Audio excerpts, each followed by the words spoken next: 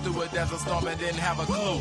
Man, when my fam came from Alabama, started this family and started Atlanta, had bigger plans than my mom had me at Georgia Baptist. So she had to forget any other time for practice. That's another story, but anyway, by the time I'm hitting middle school, I was another nigga in the hall just trying to get through. And back then, them girls was hardly ever speaking. But by the time I'm in 12th grade, them hoes was calling me every weekend. After that, went to Bama for a year to get my mind clear. Get back home and everything has changed here. Niggas turned out scholarships to be on the block again, selling sacks here and there because now they got a couple kids. The girls I knew either died, get pregnant or both. And niggas said I grew up with break up cars to pay car notes. This would be the realest thing I wrote. I'ma make my mama's dreams come true. I just wish my grandfathers could see it though. Well, I never changed up, even though my life changed up. Same nigga, different days, dealing with the same stuff. I never changed up, even though my life changed up.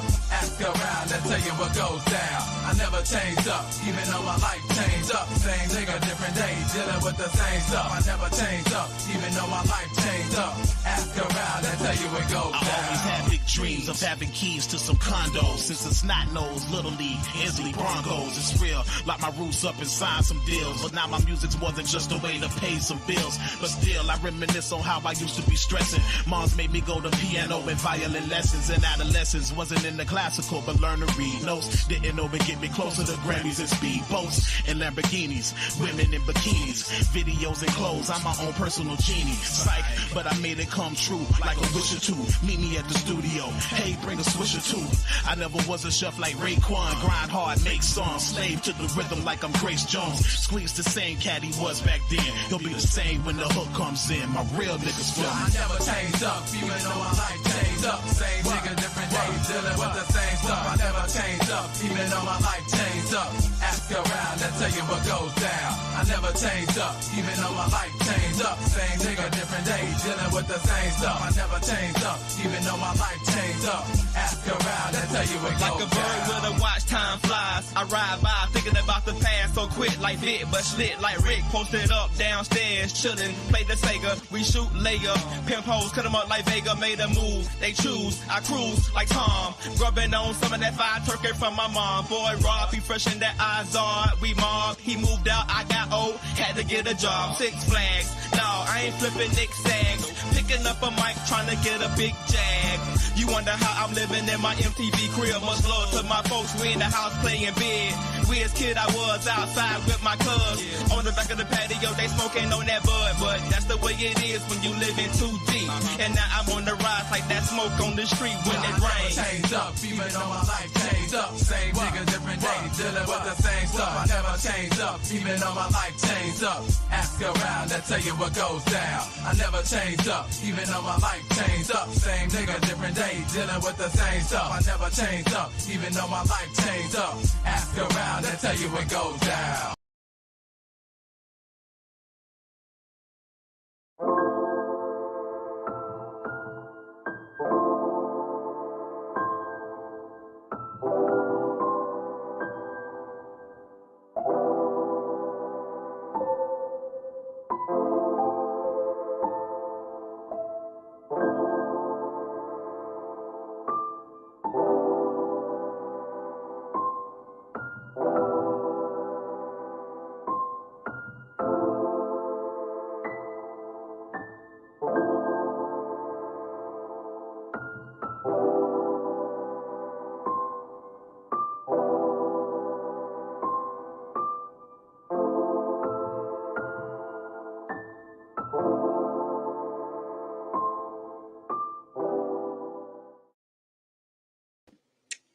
Fire.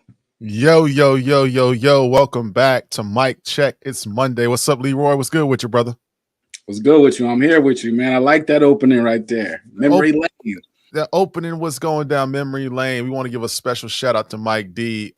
He might be on a little bit later, but today is his birthday. So that was a little tribute video to Mike. You know what I'm saying? Over the years, you saw Mike grow into what he is today. He's worked tirelessly on A2HH since 2010. And happy birthday, brother. So show him love, man. Hit like and subscribe, super chat, Cash App, whatever the case may be, man. Show Mike D some love, man. He will be watching. And, you know, go back in memory lane, man. Some of your favorite Mike D moments. I know he's a big Eminem fan. I'm joking. I know he's a big Eminem fan. Right. He's a big Michael Jackson fan. He's a big Outkast fan. What else is he a big fan of? What else is he a big fan of? He's a big Kanye fan. We was just talking about Game. I was just texting him about Game, and he's a Game fan.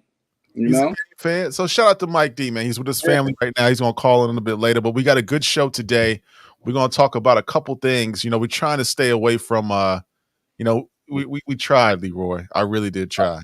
I was putting together the show today, and I was like, you know what? I really don't want to talk about Kendrick and Drake anymore. I think we've done like 15 shows in a row where we talked about Drake and we talked about K-Dot and we talked about J. Cole or we talked about some beef. I tried not to do it, but I think we have to do it one more time. But before that, we'll get into Conway the Machine. We'll get into Slant Face Killer. We'll get into one point. I'll make one point. Go ahead. Yeah, we could move from there. I'm not tripping, but I'll make one point about K-Dot and Drake. The reason why it's good for us to battle, right? Because some people are like, well, how would we battle? What's the new battle without it getting crazy? And why does it matter, right? There's battle and then there's war. So we're battling each other to sharpen our pins up, sharpen our skills up. Because not only can you destroy lives or destroy a rapper in a battle, but you could also save rappers in a battle, and you could save lives with music too as well. I just say that to say you got K-Dot and Drake, you got Macklemore, he got a new song, the Heinz Hall. So that's a war. You battle to get ready for war. When you make them type of songs, it's about protecting lives. So we battle to sharpen our pins up and our skills up so we can get ready for war later. You know what I mean? Musically. Okay. Music. So speaking of war, Drake's been putting stuff on IG over the weekend.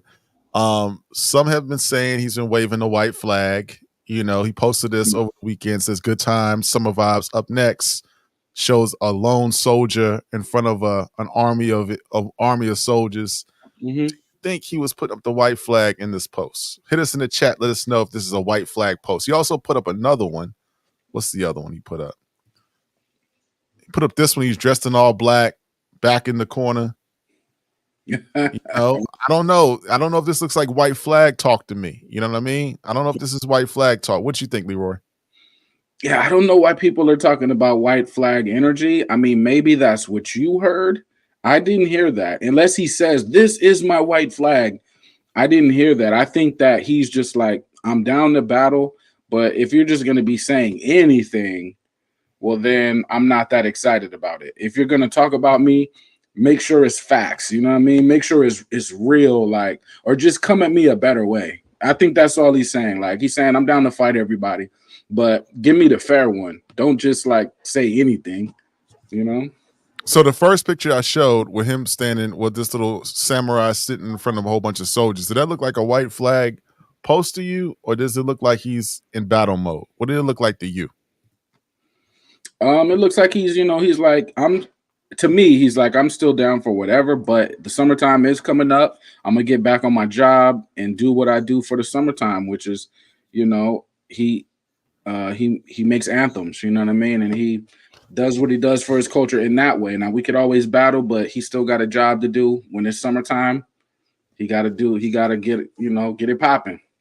Got to get it popping. Got to get it popping. Anyway, so Ack went on his show over the weekend. He posted this post. This was his thoughts. This guy who's even better than the guy who I really like. You show up once every 5 years. You don't put out music. You're not ever president of music. Like, that create a disdain for a like, bruh, you don't deserve the title of being king. If you think that you just get to sit on that throne and not be able to do what I do like about Drake, he did the that if you're king, you got to do. He accepted every challenger. He tried to help young coming up. He tried to be president. When I said, what top 5 you smoking on? I don't think you've been president in this culture, my If we got to go 5 years without hearing from you, it bothers me. I don't think you're that busy. I don't think your family life is that much. So when I got a who's been playing that role all along, and if you're better than him, we'll do the he's doing times 10. It bothers me. I'm sorry. We're gonna move on, man. I really don't care what Ak has to say. I mean, he has an opinion. Some people say he's on the take. Some people say he's compromised.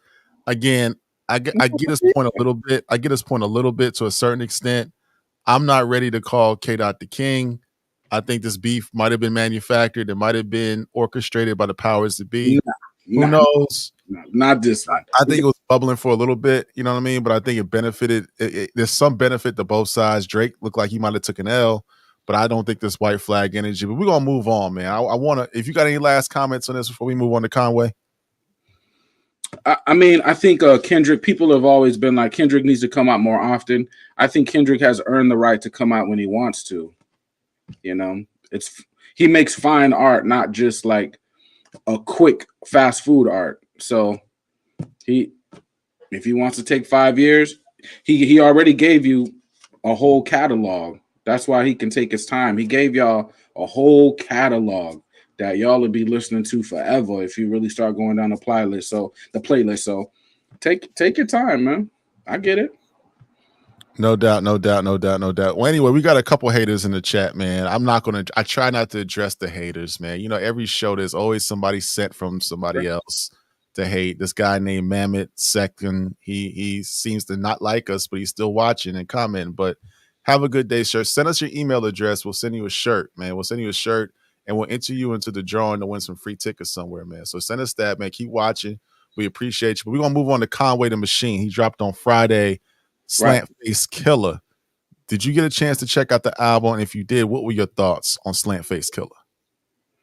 I think Slantface Killah was dope, man. But I have two opinions. You know, for those that, you know, we'll talk about this in the vein as Benny the Butcher, right? Benny the Butcher, he wanted to go a more commercial route. Conway, he's here now, and he's giving y'all what y'all want. Y'all want that raw, right? Y'all want that raw hardcore. So where's the parade for Conway? Did y'all hear the album in the chat? People out there, did y'all hear the music? Because I'm not hearing from the street. He gave y'all what y'all wanted. So after he's giving y'all 100 of these type of projects, I think when is it okay for Conway to do something else? As far as the project itself, I like it. The main songs: Muddy, Give and Give, Milano Nights, Ken Express, Meth is back. Meth, he's ripping it. Vertino, Raw, Surf and Turf, and I think about Karami, or I might be saying it wrong, but that it was solid. It was solid. He does his thing. You know what I mean?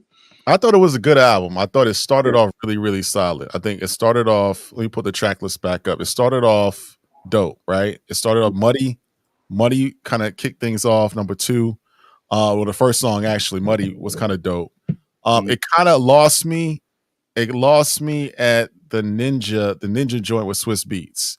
Okay. I think I changed the beat up on that joint, and it was like kind of like a rock and roll beat. I really wasn't feeling that. What was the other joint that I didn't really like? The one with Joey Badass was dope. Vertino was dope. What else? I didn't really, the back half of the album I didn't like. The one with Tech Nine I wasn't feeling. Surf and Turf was all right. And then the Red Moon in Osaka, what that the Alchemist did was dope. So I mean, I like the album. I mean, it's kind of more the same. He's in his pocket. I give it a strong, if I'm on a source scale, I'm giving it a strong maybe 4 mics. I'm giving it 4 mics. It started off really solid. Muddy, I had Muddy on repeat all day long. And then I had the Red Moon in Osaka on repeat. And I had the other joint on our playlist. What was the other joint that I had? The Meth joint was dope. And what was the other joint? Hold on. What was the other joint? It was one other joint that I was like, hold on. Play with the drum, won't live to tell about it. Vertino was dope. And Milano Nights Part 1. Milano Nights. But he was warming up on that, man. The one with Tech Nine lost me. You could tell the car that she in. But the one with Tech Nine lost me, and the one with Swiss Beats, man. The beat turns like some kind of rock and roll beat.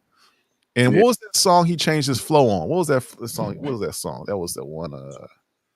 I didn't like the one with Key Glock and Ryan Maxwell. I didn't like that one. The Sonny, I didn't like. Yeah. But I mean, it was a solid. I give it 4. I think it started off really good. It could have been really special, but I think Swiss kind of messed things up. Started with Swiss, I wasn't feeling it, man. I mean, but the rappers pick the beats though. So if Swiss is there or whoever's there, Conductor, Alchemist, the rappers pick the beats that they want on their project. So, you know, Where is this rank, man? Because Conway got a lot of projects, right? Kanye got a lot of projects, but they only count this as his 4th studio album in his discography. Where is this rate in his discography? This joint right here.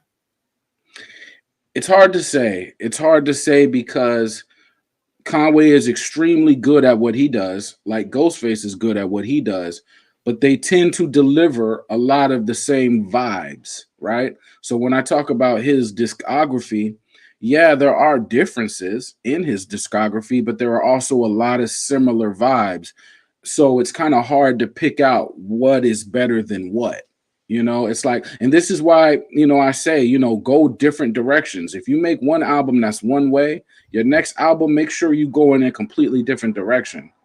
Because if you have 10 albums and they got a lot of similar vein in it, it's kind of hard to tell what is the best. What is, because what is the best out of Ghostface?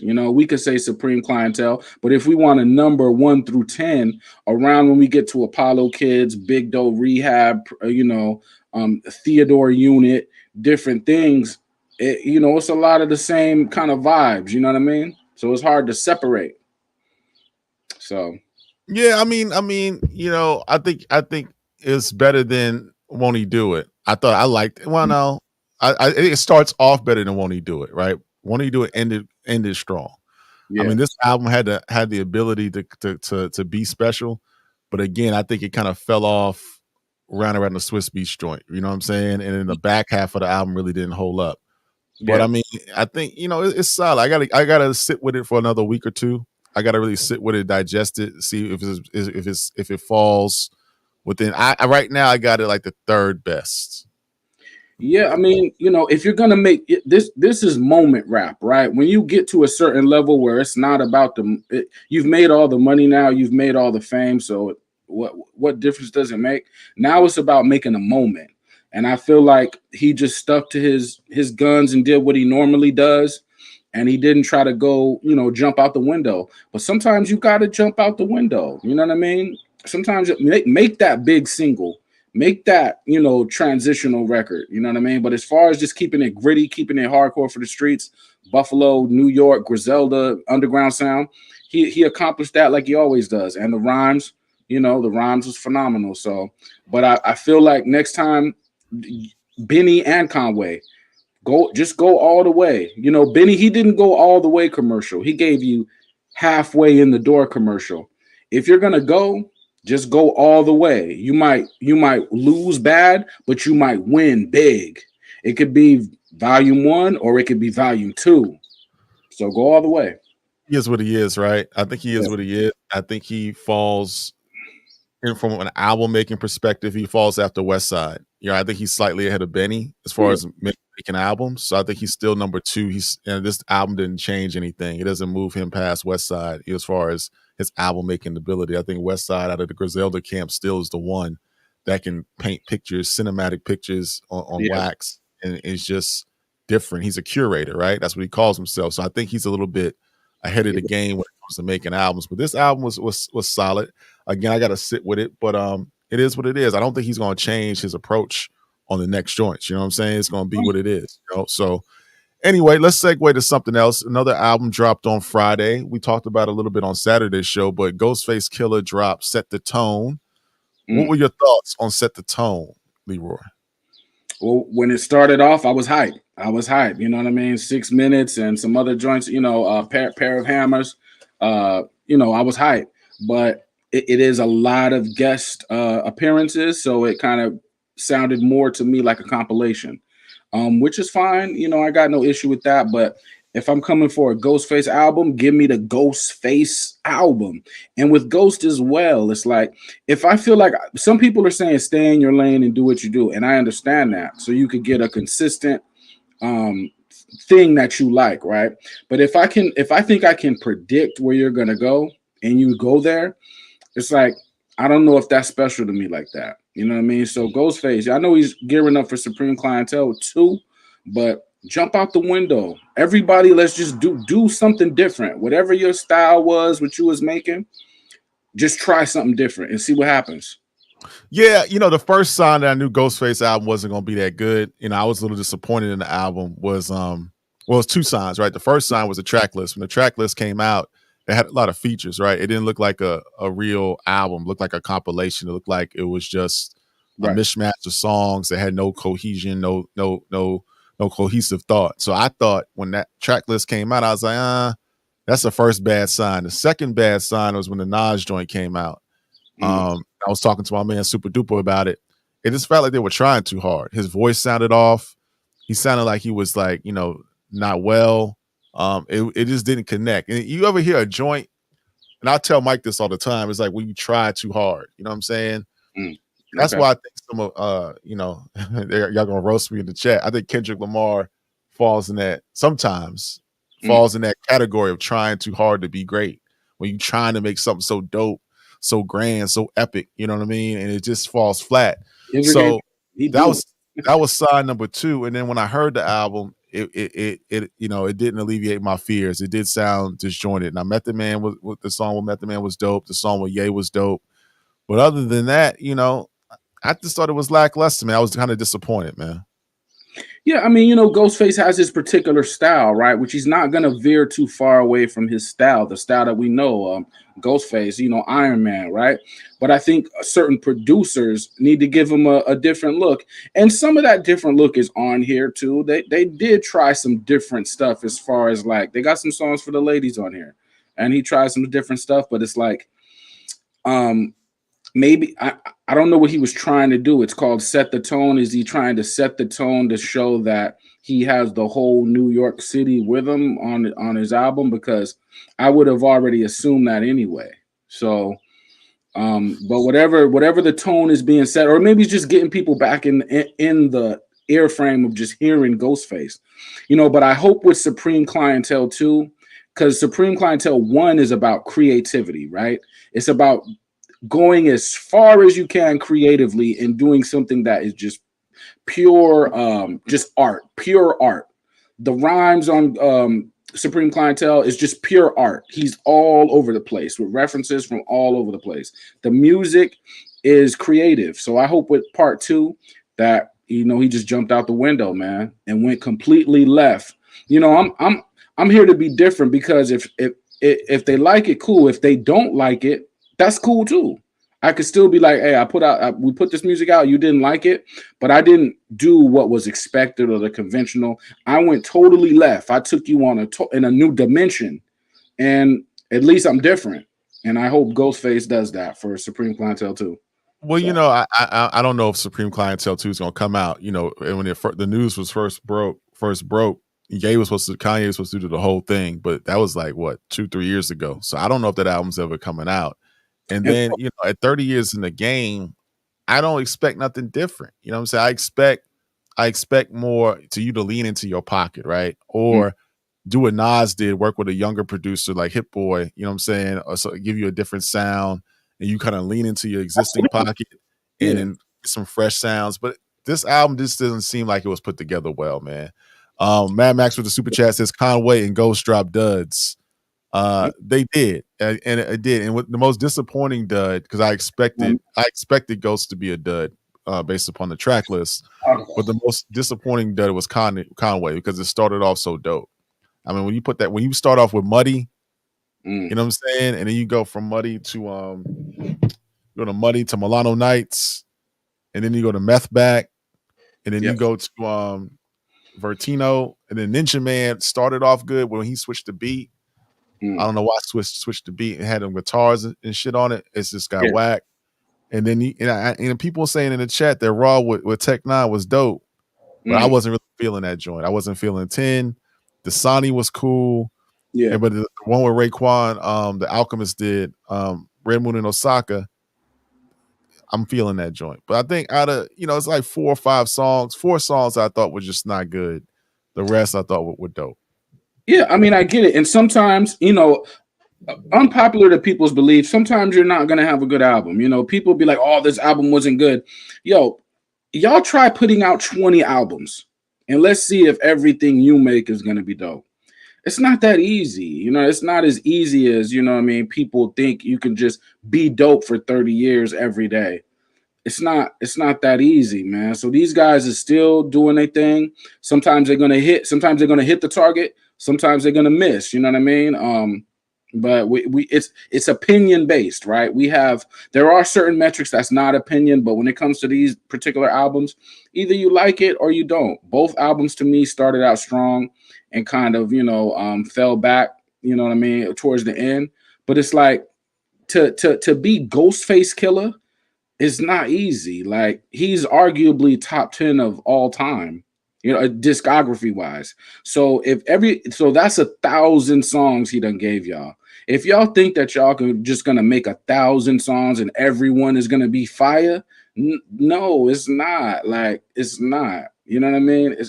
He's doing what he do. Sometimes, so we'll see with the next one. You know what I mean? If he gets back in form, rare form.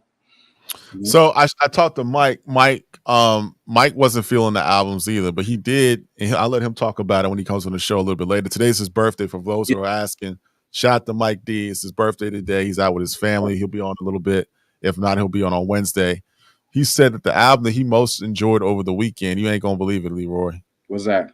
You ain't gonna believe the album that he was listening to all weekend long. What's that? I don't know if he trying to get young again, but he said the Gunna album was good. Yeah, no, I'm sure it was. You know what I mean? But Conway and Ghostface is more my lane. Gunna is not. You know what I mean? We was just talking about Nas a second ago. I feel like Nas could have leaned into a more commercial realm with Hit Boy, but it is what it is. The Gunna, I gotta get into it, man. I listened to the Ghost and the Conway, but I didn't really catch Gunna. I don't know. I forgot about him. I peeped Gunna because I was trying to see what Mike D was talking about, right? So I said, let me get on my young boy shit real quick. You know what I mean? Put some Gunna on. So I rode around listening to Gunna a little bit, and it was cool. I mean, it wasn't nothing that was like, blew my mind. The kids are like the kids like it. I mean, Gunna didn't do anything I didn't expect from Gunna. You know what I'm saying? One song he had was what was that song? 101, I think was a dope record. But other than that, it was cool. I mean, it was it's for going out. It's for the girls like it. It's for the young. My daughter, she's in Spain right now. They turning up the Gunna in Spain.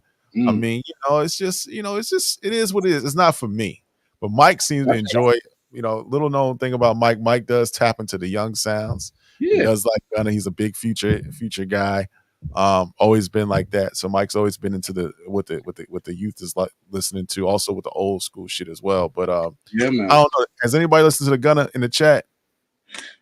I'm gonna check it out, man. People are saying I'm making excuses for Ghostface and Conway, but again, make 1,000 songs and try to make every song crazy.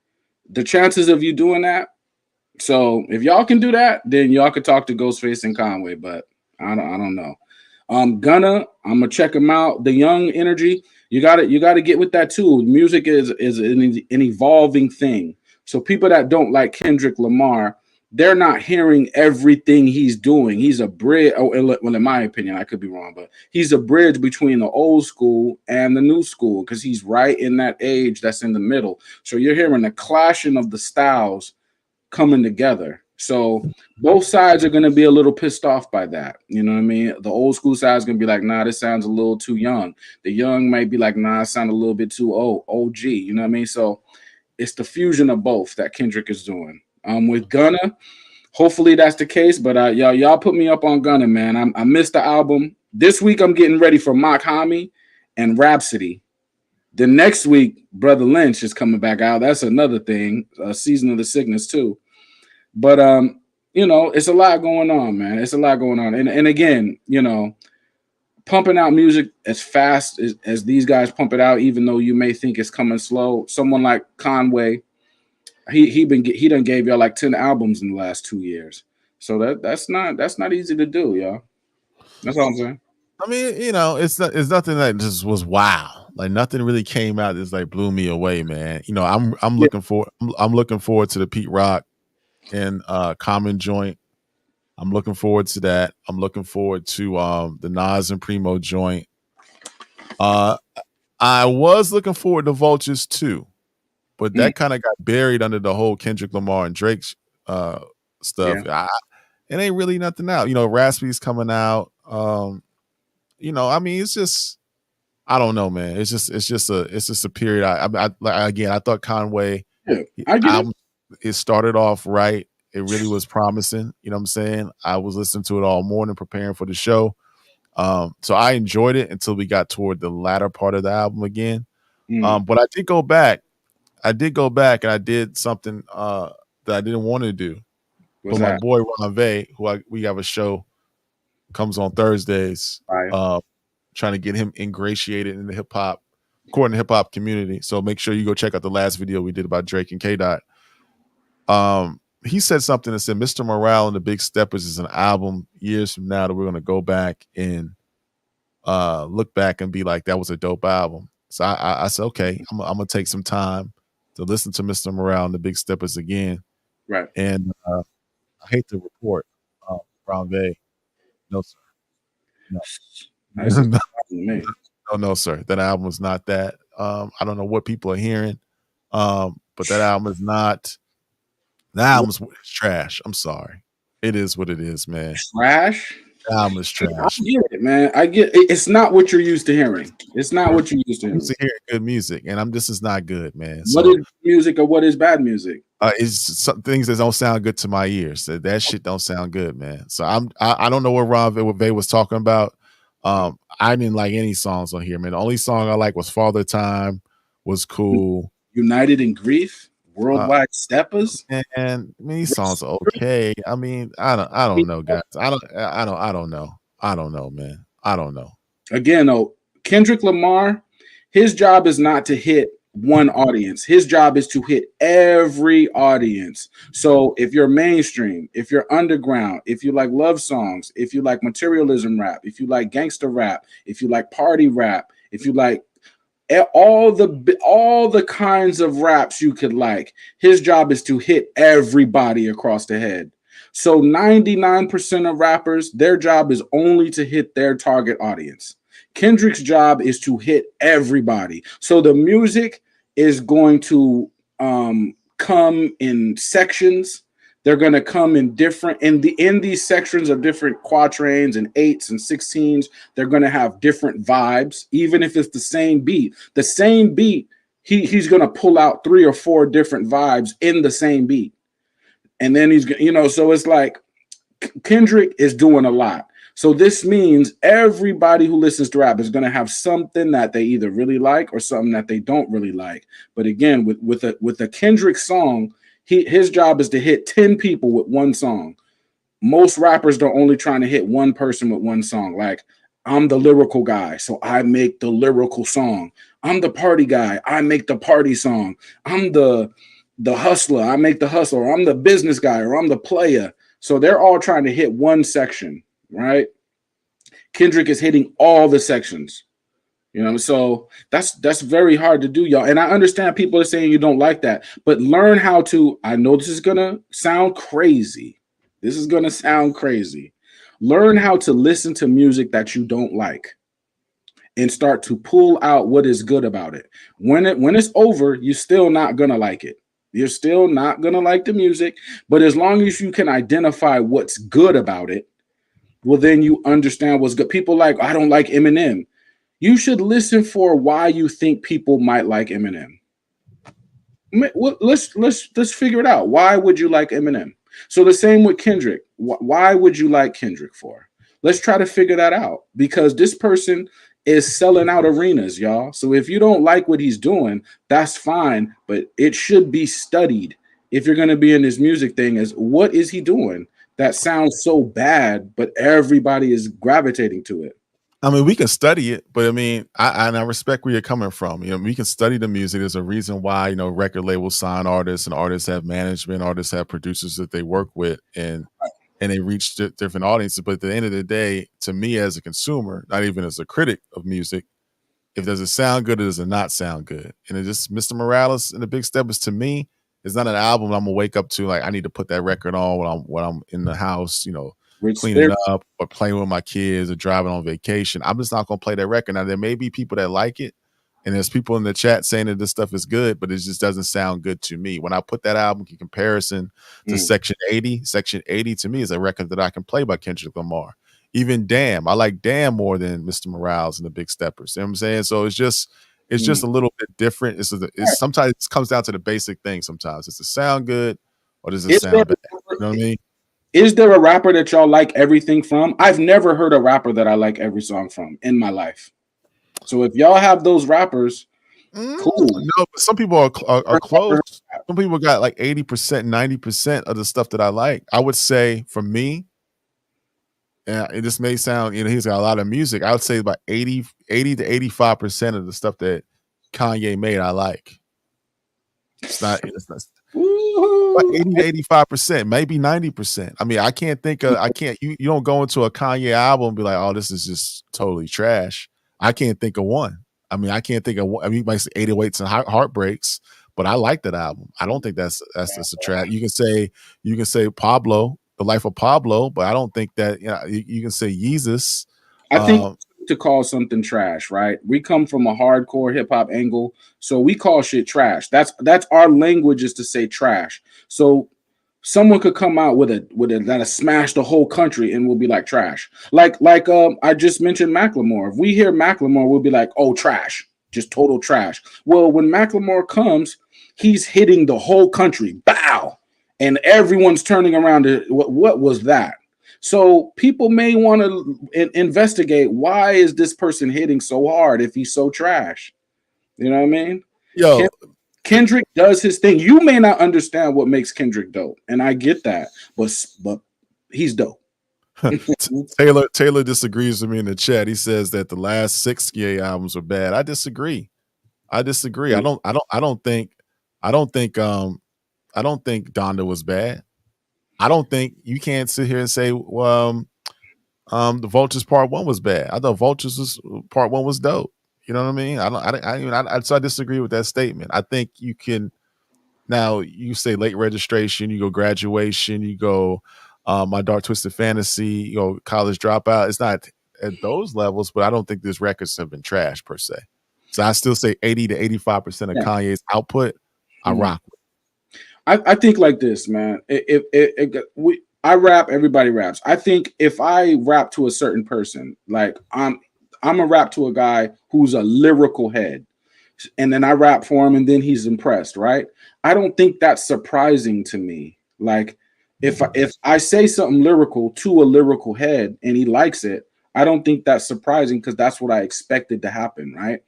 I think there's some students out there that don't listen to rap at all. They don't come from rap world. They don't come from rap culture. They may be a theater student, a student into the arts, into theater in high school. When they hear Mr. Morale, they're hearing it from a total different perspective. They're hearing it as a performance, right? You know what I mean? So he's speaking to that. Now, the regular rap head's not going to understand that.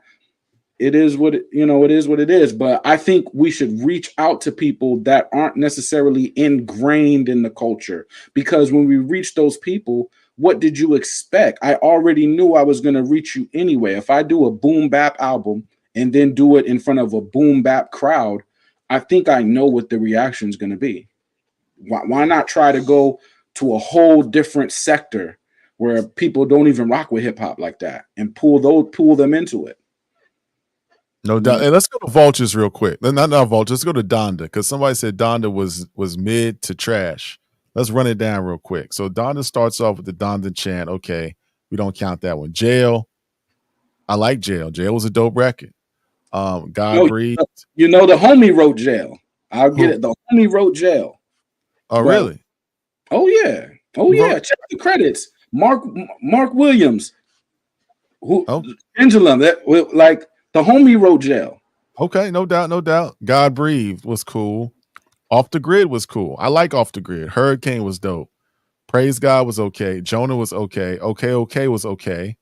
Junja was tight. I heard Junja out. Actually, Junja's a record you hear out. I heard out at a party in Atlanta. You know what I'm saying? So they play that record. Believe What I Say is okay. 24 is okay. Remote Control was cool. Right. The Moon was cool. Heaven and Hell was cool. I mean, it's got some good songs on it. No Child Left Behind. I mean, it's not a. I don't think it's a trash record. Now, mid, there could be an argument that it's mid, but it's not. It's not trash. It's not trash. Mid and Donda. What's the difference? They're both. They're the same album.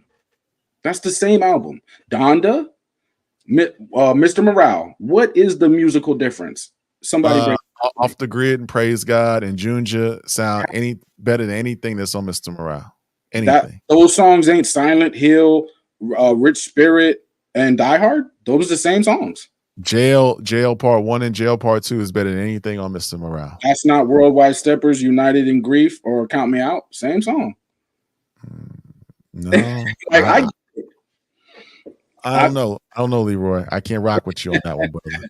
I mean, rock with the same song, but they're about going at the most mainstream of sound that you could go for, right? So that's what it is. I mean, Jail obviously is a more rock influence, but Kendrick is pulling from rock too. When he does Worldwide Steppers, that's rock music. Y'all don't know nothing about that, so I know you don't like it. You know what I'm saying? But I mean, it's nothing. So we're on this conversation talking about mid albums. People can argue it's mid. Some people say it's trash. A little disappointing. The Conway album, I thought it was cool. I give it a solid 4. The Ghostface album was not good. It was a miss. The Gunna album, really haven't digested that yet. Mike said it was cool. What's been the last dope album? What's been the last dope album that came out that's been like, yo, this is just dope? But dope by my standards, or dope is like what I think everybody's gonna like. That's the whole thing. Let's do both. Your standards and what people generally thought was like a dope album. Like I thought Vultures 1 was cool. I wouldn't say it was dope. I thought it was good. I think it might be around that 4 range, 3-4 range. But I can't. Yeah. The last album that I enjoyed from start to finish was 10 that I can think of. Was 10. West Side Gun. Okay. I'm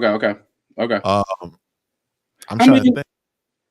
I like something that is different. If you play me something that has been done before, I'm gonna say it's cool. You gotta play me something that has not been done. Like right now, I listen to Blue's album Out the Blue. Right. So if you like lo-fi, digital sounding, like New York. If everyone go back and listen to No York, not New York, No York. It's a lo-fi digital sound. Then he mixed gangsta G-funk and mashed them together for the beats. So that album is called Out the Blue. It's from Blue. I like that album so far this year. Right? You got Magic 3. You got King Disease 3. I forgot to mention those. Those are some dope albums. So Magic 3 was dope. Welcome to Collie Grove 2 was good. Shout out to 2 Chainz and Lil Wayne. I thought that was a really, really good album. A lot of people slept on that album. And we need to talk. We need to do a deep dive on that album because Havoc did a couple beats on that joint. I want to say Conductor did a couple on them too, or 1 or 2 as well. But that's a really, really solid album that no one really talks about. Welcome to College Grove 2, 2 Chainz and Lil Wayne. People don't talk about that joint. That was a good album. You know what I'm saying? You mentioned something before that too. You mentioned the album. You know what I mean? And T2 still here. Instead of trolling every episode because you're so upset at life, if you got something to say, come on the show. Anyway, you mentioned another album before that, but I'm gonna go to this year's albums and see what really stands out to me so far. But I would agree. Anything from West Side Gun, West Side, he has a particular style that, you know what I mean, when West Side makes it. Now his last one, it had some rocky moments, you know what I mean? It had some rocky moments, but I think the game is just at a place right now where we're looking for that next great or next, like, what is the definition or what is the sound going to be for the next great thing or big album or something that pushes culture, right? So I think we're still waiting, right? Because we have so many different sounds and so many different styles that we're waiting to see, what is what, you know what I mean? I'm looking through the album so far this year, and Nothing is really grabbing me now. Now we talked about Master Ace and Marco Polo, so we talked about that earlier this year. That was a fire album. I just mentioned one from Blue. Blue got dropped 2 albums this year, so we got another one that was also fire, Royal Blue. But we still waiting, man. We still waiting to see what these guys gonna do out there, man. You know, people wasn't happy with the Benny. You know what I mean? People, the Schoolboy Q too. He also goes in a different direction. Now, when Schoolboy Q goes in a different direction, nobody has a problem. But when Kendrick go in a different direction, then it's like, oh, he's trash. It's like, come on, man. Like, what are we talking about? But I get it. You know. Rock, hey, shout out to Rock Marciano. Marciology was dope too. You know, if we forgot, we talked about this show about a month or so ago on the show. That was a dope album. But I mean, yeah, ain't nobody dropped no classics lately, man. Ain't nobody dropped no classics, man. I don't know if we gonna get a classic, man. I don't know. Might delete later, you know. But I don't think we're gonna get a classic because people they pick apart the music now. They don't really sit back to enjoy it. They sit back to pick it apart.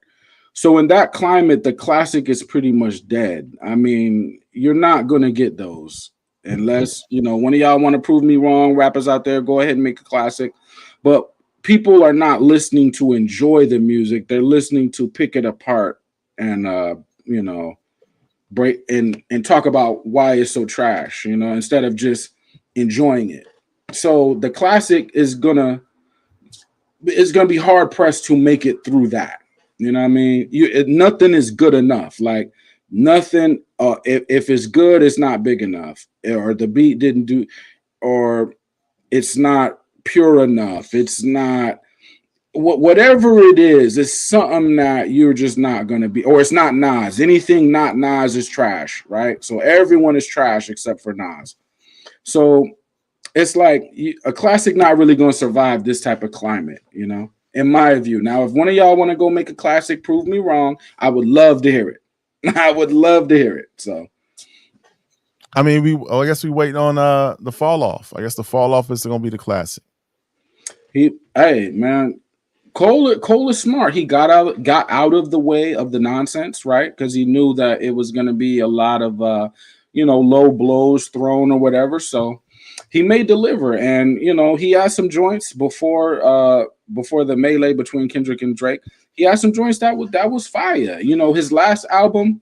You know, for y'all saying that I want bars, I want the real, I want all that. Well, he gave you that, and y'all was like, it's cool. So it's like, do y'all really want that? Because he just gave you that, and you wasn't tripping. You wasn't tripping off might delete later. Y'all was like, it's cool. But he gave y'all what y'all wanted. Y'all wanted all the bars. He gave you all the bars. You wanted the smoke. He gave you the smoke. 7-minute drill. You wanted the same energy he delivers on features. You wanted that energy for an album. He gave y'all that, and y'all was like, we don't care. So y'all tell me, you know what I mean? Man, who knows, man? We wait for the fall off, man. Yeah, and I don't want to sound like I'm a pessimist. I know that there will be more classics in the future. I know that there will be grand albums in the future, but I do think we are going to have to change what we listen to in order to be able to accept what is a new classic. There are things in my mind that are classic that if I played, people may be like, oh, well, it's not grand enough. More should have happened. But I'm a bar guy. You know what I mean? Yo, shout out to Larry June, man. We forgot about that. Super duper. Let us know. Yeah. Larry June, we forgot about that. The album was dope. But yo, we also got a producer contest, Leroy. Let me pull up the producer contest, man. We're at the final 8, man. You know what I'm saying? We're at the final 8 of these producers. Let me pull up the list real quick. So the final 8, we got Kanye going against. Who Kanye going against? Hold on one second. We're working on it still here. That's what we talking about it. You know what I mean? But it's like, what y'all tell me? What are the classic albums this year or last year? Y'all let me know. If y'all gonna tell me some classic, hasn't been a classic in a while. I mean, we got to keep it a buck. I mean, it hasn't. Yeah, I'm only saying what y'all are saying. If people in the chat are telling me they haven't heard a classic in a long time, I'm just basically telling you the same thing that we're telling each other the same thing. So if y'all have heard a classic recently, well, then you can tell me what you thought that was.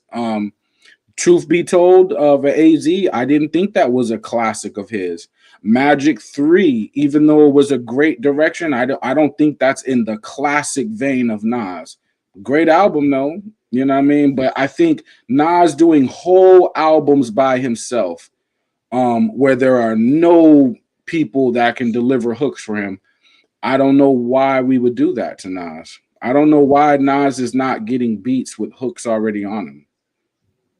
You know, for the Primo project, he don't need that. But if we're gonna go Hit Boy's job is to make hit records. Now, y'all would say no, that's not the case. But if we're gonna get close to it with Nas, it would be with Hit Boy. And I don't know why Magic 3, those beats didn't come with hooks already. And it's not nobody's fault. These guys, they're just working creatively, doing their thing. You know what I mean? But the music sounded melodic to me, so it sounded like it opened the door for hook writers. That's all I'm saying. So, but I didn't think that was like a Nas classic. I just thought it was a great album.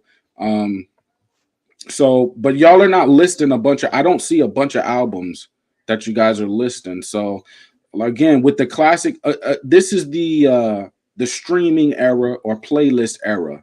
So you're not gonna make a whole album everybody likes. I think that's dead. You're going to make songs that people are going to pick apart and pick certain ones off the album and say that they like that. If the majority of your songs people do like, then I think you have a classic argument. But just us to sit down and listen to an album front to back and say it's classic, I don't think people consume music like that no more. You know? Yo. Well, we gotta I want to segue real quick, Leroy, to this producer contest, right? Yep. Because we've got a producer contest. We're trying to find out who the best producer in hip hop history is. Now we're at the final 8 right now. We're at the final 8. The final 8, we got, and I'm gonna put the graphic on screen. We got Dr. Dre versus RZA. We got Primo versus J Dilla. We got Metro versus Hit Boy, and we got Kanye versus the Neptunes. So that's gonna be interesting. That's gonna be interesting. I get people are gonna be mad at me again for this take. Every take, I expect y'all to be mad. I'm sorry, I'm just that way. I'm not a contrarian, but Primo versus Dilla, right? Now we know Dilla is awesome, but I don't think the two are comparable. Again, for the same reasons that we have a classic conversation about. I think that Primo was able to keep going after the 90s, and which is Dilla, he wasn't able to continue. So I don't put them against each other like that, but I get it. I get the battle. You know what I mean? Okay, so who you got versus Ye versus the Neptunes? Neptunes versus who though? Kanye. Now that's a good one. That's a good one. I'm going to, for personal bias, I'm going to say Pharrell, which is / Neptunes. I'm gonna say Neptunes, right? But that if it's a win for them, it's by a little bit because Kanye and Pharrell is like neck and neck. I think Pharrell was able to deliver his style, deliver his aesthetic, and he was able to stay out the way of the mess, man. We never heard Pharrell just jumping out the window to say the most craziest things for attention. He's never, are you saying Pharrell? Are you saying Pharrell? Or are you saying the Neptunes? Because I think the Neptunes sound was a little bit different than when Pharrell started making music by himself, or was just credited by himself. You know what I'm saying? So I think you have to make a clear distinction between the two. I think it just evolved. You know, I don't know what Chad does, because Chad doesn't speak. Other people are speaking for Chad. I would like Chad to speak for himself and say, I do this. Because with other people saying what Chad does, you're not Chad. I hear what you're saying, but I need to hear from Chad himself. I think Pharrell is the vision behind the Neptunes.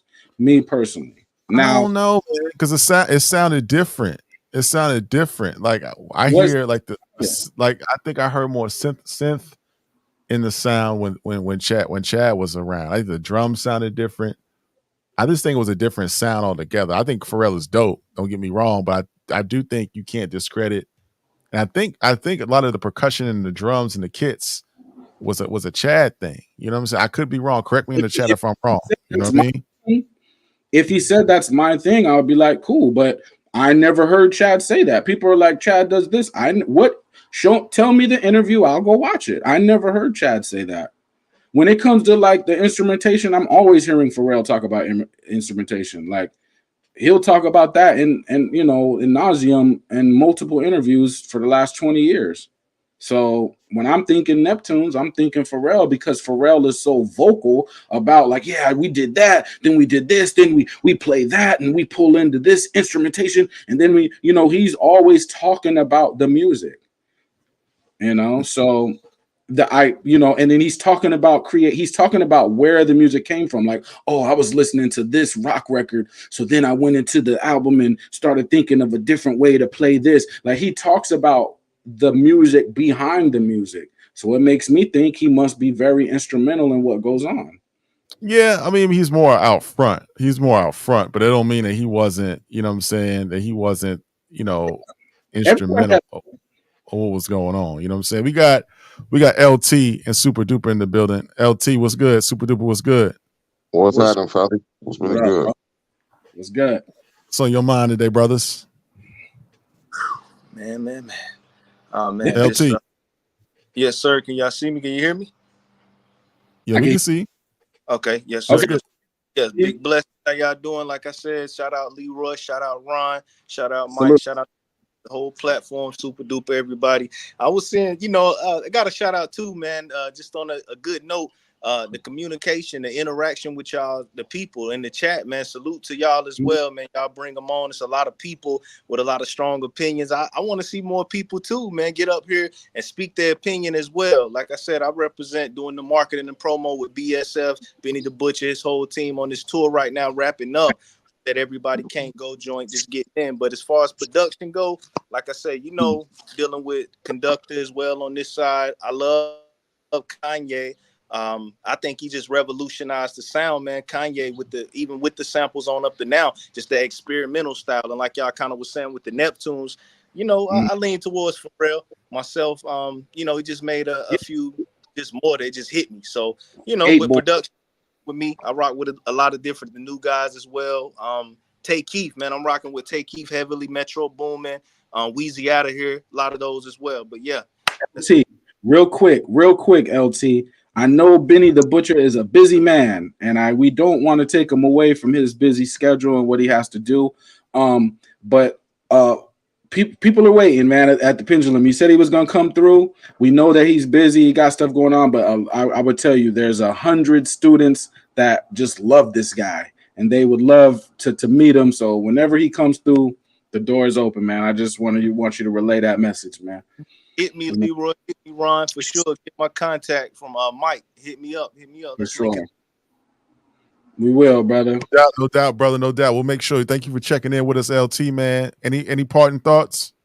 Just real quick, like I said, shout out to the whole program. Make sure everybody on here hit that like button right now. And also, too, just be on the lookout. Like we were saying, that Conway drum work on that side of things. Got tours coming up more. He just came off the European run, rocking with Jay and them, Skis, Love, all of them. And just shouts out to the family, man. Yeah, keep it going. Production battle. And like I said, man, that Nas, 1, Tupac, number 2, Nas all time.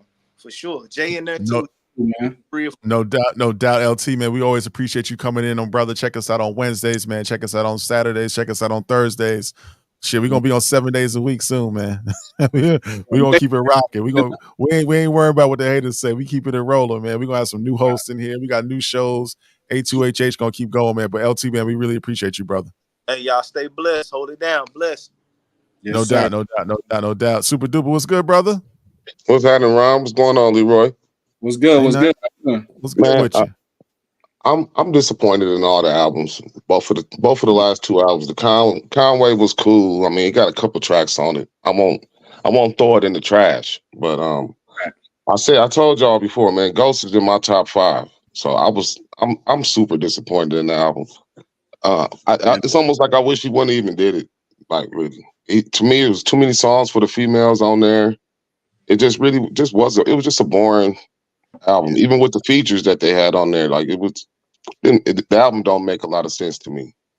But Leroy, man, I gotta give you some pushback on you telling us to make a classic, right? Or like people, like I said in the chat, man, we consume the music. We decide if we like it, if it's pleasant to our ears, if we enjoy it. You telling us to go make a classic is like telling us to go make a car. If you don't like the car, go make a car. No, I don't mean like you personally make it. Like get your rapper, like let's say Conway, right? Get your songs together, make a playlist of Conway songs in the last 6 months that y'all would say would be classic. I don't mean like you personally get behind a mic or nothing, but I mean, you know, we're all going to pretty much agree that we haven't heard it. So if y'all haven't heard it, I haven't heard it either. I'm with y'all. You know, I mean, I think really the problem with really I'm gonna go back to the Ghostface album.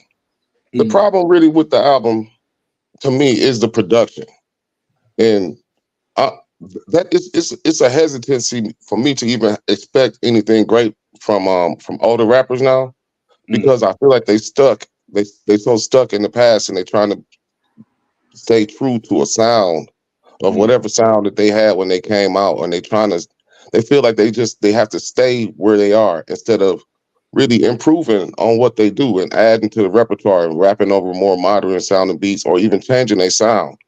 Like that's the problem. They can't be scared of change, and you got to evolve with the game. Like just because you already your legacy is solidified, and you know, I'm gonna be honest. I'm not even like anticipating this Nas and Primo album to be very good because I know, man, I'm concerned.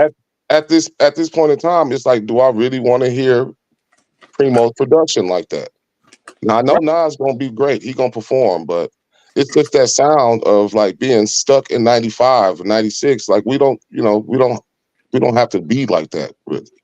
Yeah, but I think Super Duper, there's a way you can do it well. Like that Trying record by Pete Rock and Common, it sounds like an old joint like you in the 90s, but it sounds good though. Yeah, it don't sound like they were trying too hard. It sounds like they were relaxed.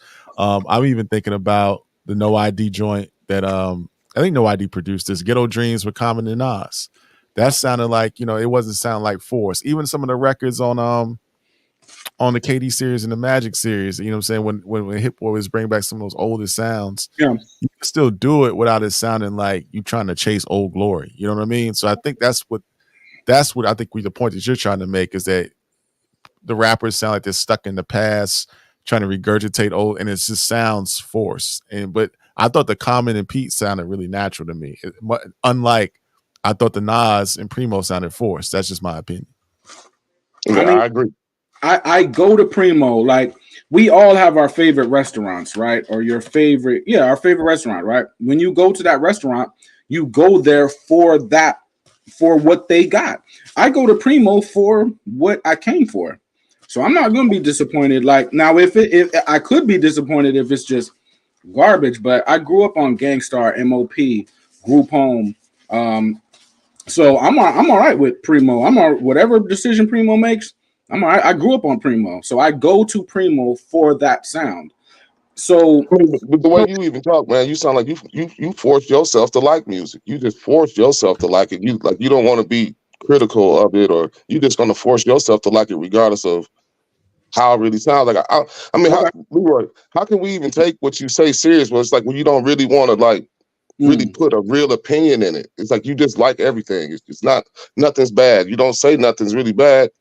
Okay. Except for Tupac. I don't think I ever said Tupac is bad, but you know, I get it, but it's like I just listen, man. I don't go in. I think when you go into an album with expectations, you're setting yourself up for disappointment, okay? Because your expectation is going to be so grand when you get to the actual music, you're going to disappoint yourself. I want to listen to music and have fun, right? That's me. Now, if something is trash, I don't got no problem saying something is trash.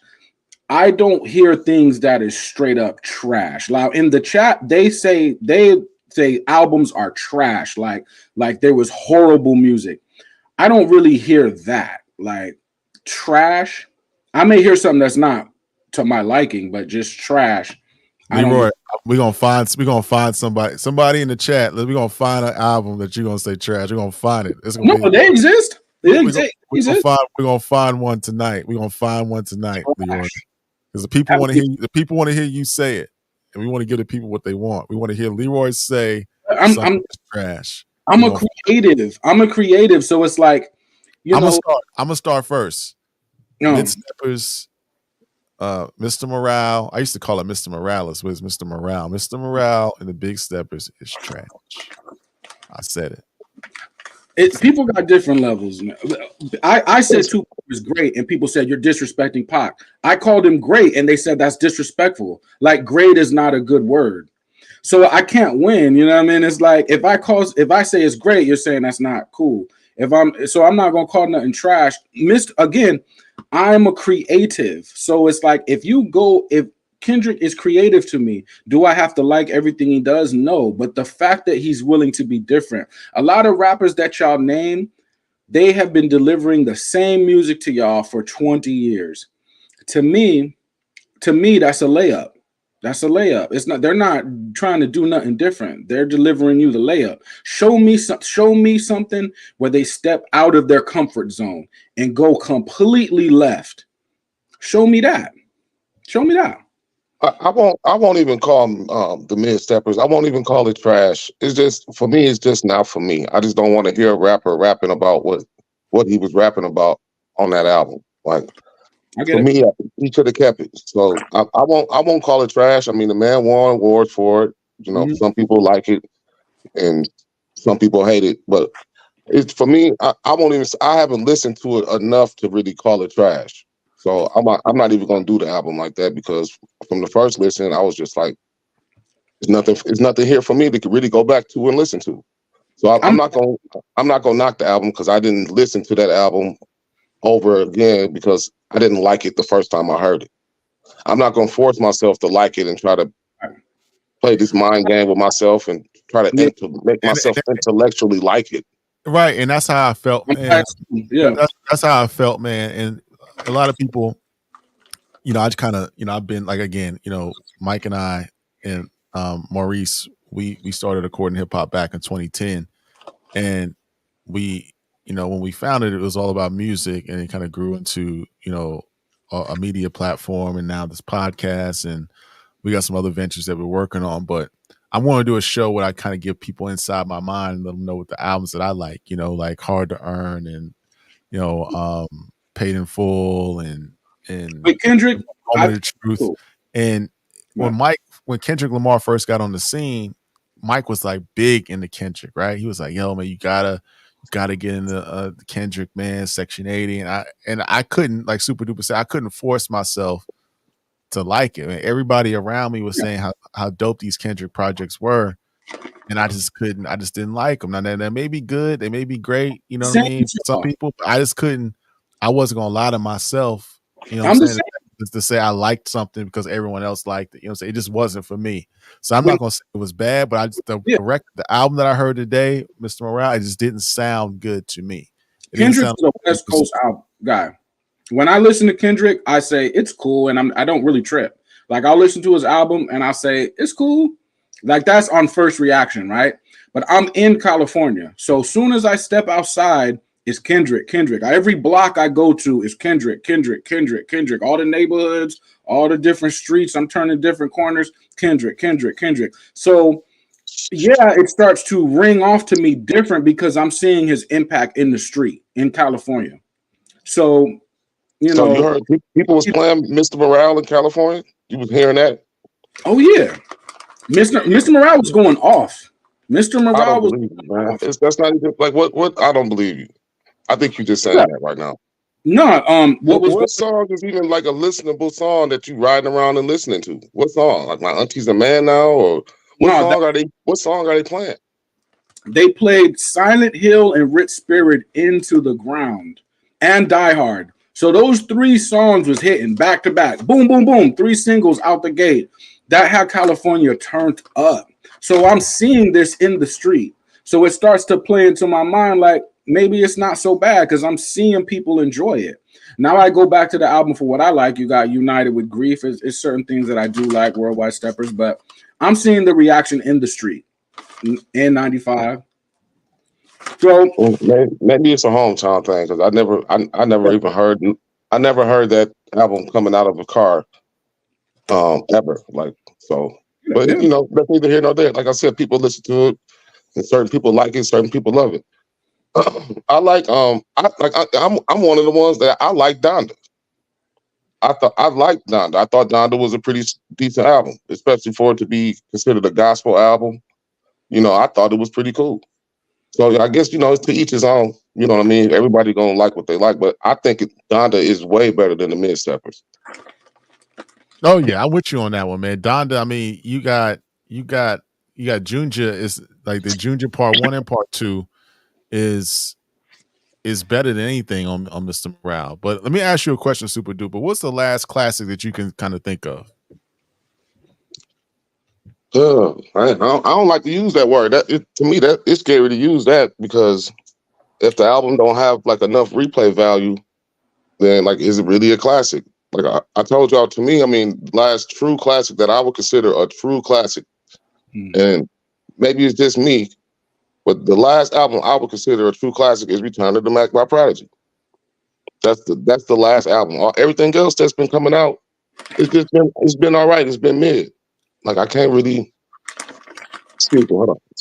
What about Pray for Paris though? Pray for Paris. Yeah, you wouldn't rock with that one? No, I can't really get with him like that. I tried, but I think he overrated, man. Okay. You know, I like him, but he one of those guys like we waiting on these dudes to turn commercial. We know damn well them dudes ain't never gonna be commercial. None of them. Benny not gonna ever be commercial. They never gonna cross that road for one because, you know, they old already. These dudes are old. They damn near 40. They never gonna cross over the way that we want them to, and that's fine. Like it's old now. Now 40 is like now you're just starting to get good. You know what I mean? And so it's like, what is old now? Now I get it. You know, in order to be commercial, you have to be able to appeal to the younger audience and to the kids, and you have to have like a more broader fan base. And I think that those guys, we gonna like them. Like they stuck with us. They never gonna cross over the way people that we want them to. They're never gonna cross over like that. I think the game has changed, man. I think that you can speak to an older crowd and cross over. Now, granted, we haven't seen that. We've seen it with our legends, but I'm talking about like a newer person. I think that, you know, Conway and Benny, and they're maybe not West Side, right? West Side is a particular taste, right? That even if you like hardcore hip hop, you may not like West Side. But I think Conway and Benny could do it, man. I think their story, I think if Conway tells his story the right way with the right production, I do think it could cross over. You know, it's I think Benny he really dropped the ball with the mixed reviews on the album. Like this was their chance to probably really appeal and make that chance to cross over. But you know, with Conway looking the way he looked, if you're not a true hip hop head and you like not really into lyricism and you know, they're never going to cross over the way that they want. And honestly too, I'm gonna say this, and I know people in the chat gonna be mad at me. I think Westside Gunn is extremely overrated. Like I don't understand how people really like get into him like that. I mean, I like Rock Marcy, and I was a little slow to the Rock Marcy party, but for me, I'd rather listen to Rock Marcy than that guy any day out the week. And I don't understand like the appeal that people have to him. Like he, you know, it's A$AP Rocky appeal. I think to me, he a glorified hype man. Who, Westside? Yeah. He's a glorified hype man. I mean, Westside presents himself as a curator, right? Like you listen to the way he puts together his projects. He does have an ear of sequencing albums and working with conducting his producers to kind of put together albums, right? They sound like art. Like he thinks of himself as an artist, right? So like 10, You had Peppers, you had Super Kick Party, you had a whole bunch of joints on that. Vogue album, Vogue cover was the other record. I mean, he's got records, man. He's not for everybody, but he's just got a different artistic style. You know what I'm saying? He's fashion. He uses that slang. I like Westside personally. Mike was the one to put me on him back in the day, and I didn't really appreciate his stuff until a little bit later. You know what I'm saying? Pray for Paris was dope. Those are albums that I kind of listen to, frequently. You know what I mean? But I can get why people. It might be not everybody's cup of tea. I get it. He annoying. He annoying as hell to me. When A$AP Rocky came out, I heard a guy that was using chopped and screwed music to facilitate his love for fashion. So I'm hearing all the fashion references. When I listen to Westside Gunn, I'm hearing someone using boom bap aesthetic to tell me about his love for fashion. So people that are really into fashion, I expect you to be into Westside Gunn. You know what I mean? That's what he's speaking to. You know what I mean? For me, it's the theatrics and his. I don't like his voice. That's really what it is for me. I don't like his voice, and I don't like his rhyme pattern. Really, you know what I mean? Like I don't like his rhyme pattern. So I mean, but like I said, I understand people like him, and everybody got their opinions on this or that. You know what I mean? So I'm not going to be. I wouldn't say that the man has a classic album, and I tried. I've listened to him a lot. So I don't know, but I think people. Oh boy, you may gotta go back to. I think people forcing themselves to really like him, and like I said, his voices and his gun noises with his mouth and all that stuff. I just can't really get with it. Okay, I get it. I know some people that hate his voice, so when you say that, I get it, man. I get it. So Super Duper, you think the whole Griselda camp is overrated? How do you feel about for Benny? I like Conway. For a while, I was really big into Benny. I like Tenor Talk 4 and 3, but I like them dudes. They fine exactly where they are. Like they don't need to crossover as far as I'm concerned. They fine. Like keep making the music. Because they're not going to do it anyway. So it's fine. Like just keep being true to your fan base, and you will have you got a cult following. So they don't have to be worried about trying to be mainstream. I gotta push back. I mean, you don't have the rappers don't have to cross over. Trust me, you could not even be famous and make money and make money enough to be chill and not even be famous like that. So you don't have to cross over, right? But there is so much opportunity out there that we're leaving on the table. So I just want people to just try it, man. Once you secure like Benny secured the underground. I don't think the underground is ever leaving Benny. But anybody's trying to bring them with them, I think just go all the way, man. You know what I mean? Because the idea of what is mainstream, the idea of what is classic, the idea of what is taste in music, we don't have these things now. Because you're listening to 100 different records a week, so we don't have a good, clear standard on what is what. So now it's perfect time. Just be as creative as possible, in my view.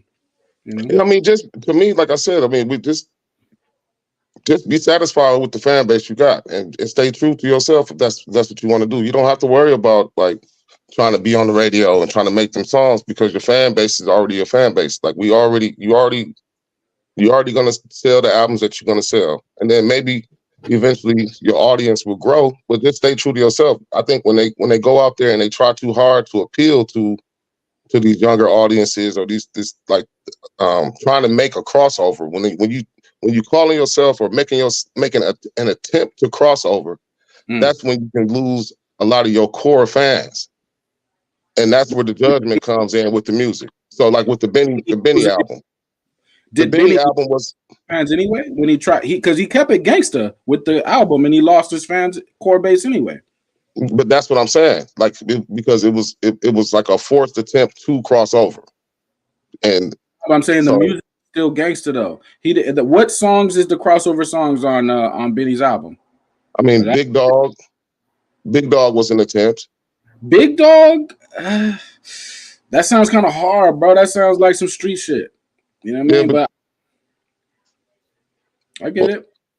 I think Benny stayed in his. I don't think Benny went far enough. Like I think he tried to stay with his core and still lost some of the core trying to do that.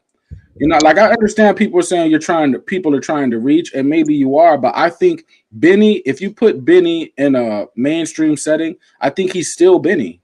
I think he's still the same person. Just like you drop Jay off in the mainstream in '98, he's still the same person.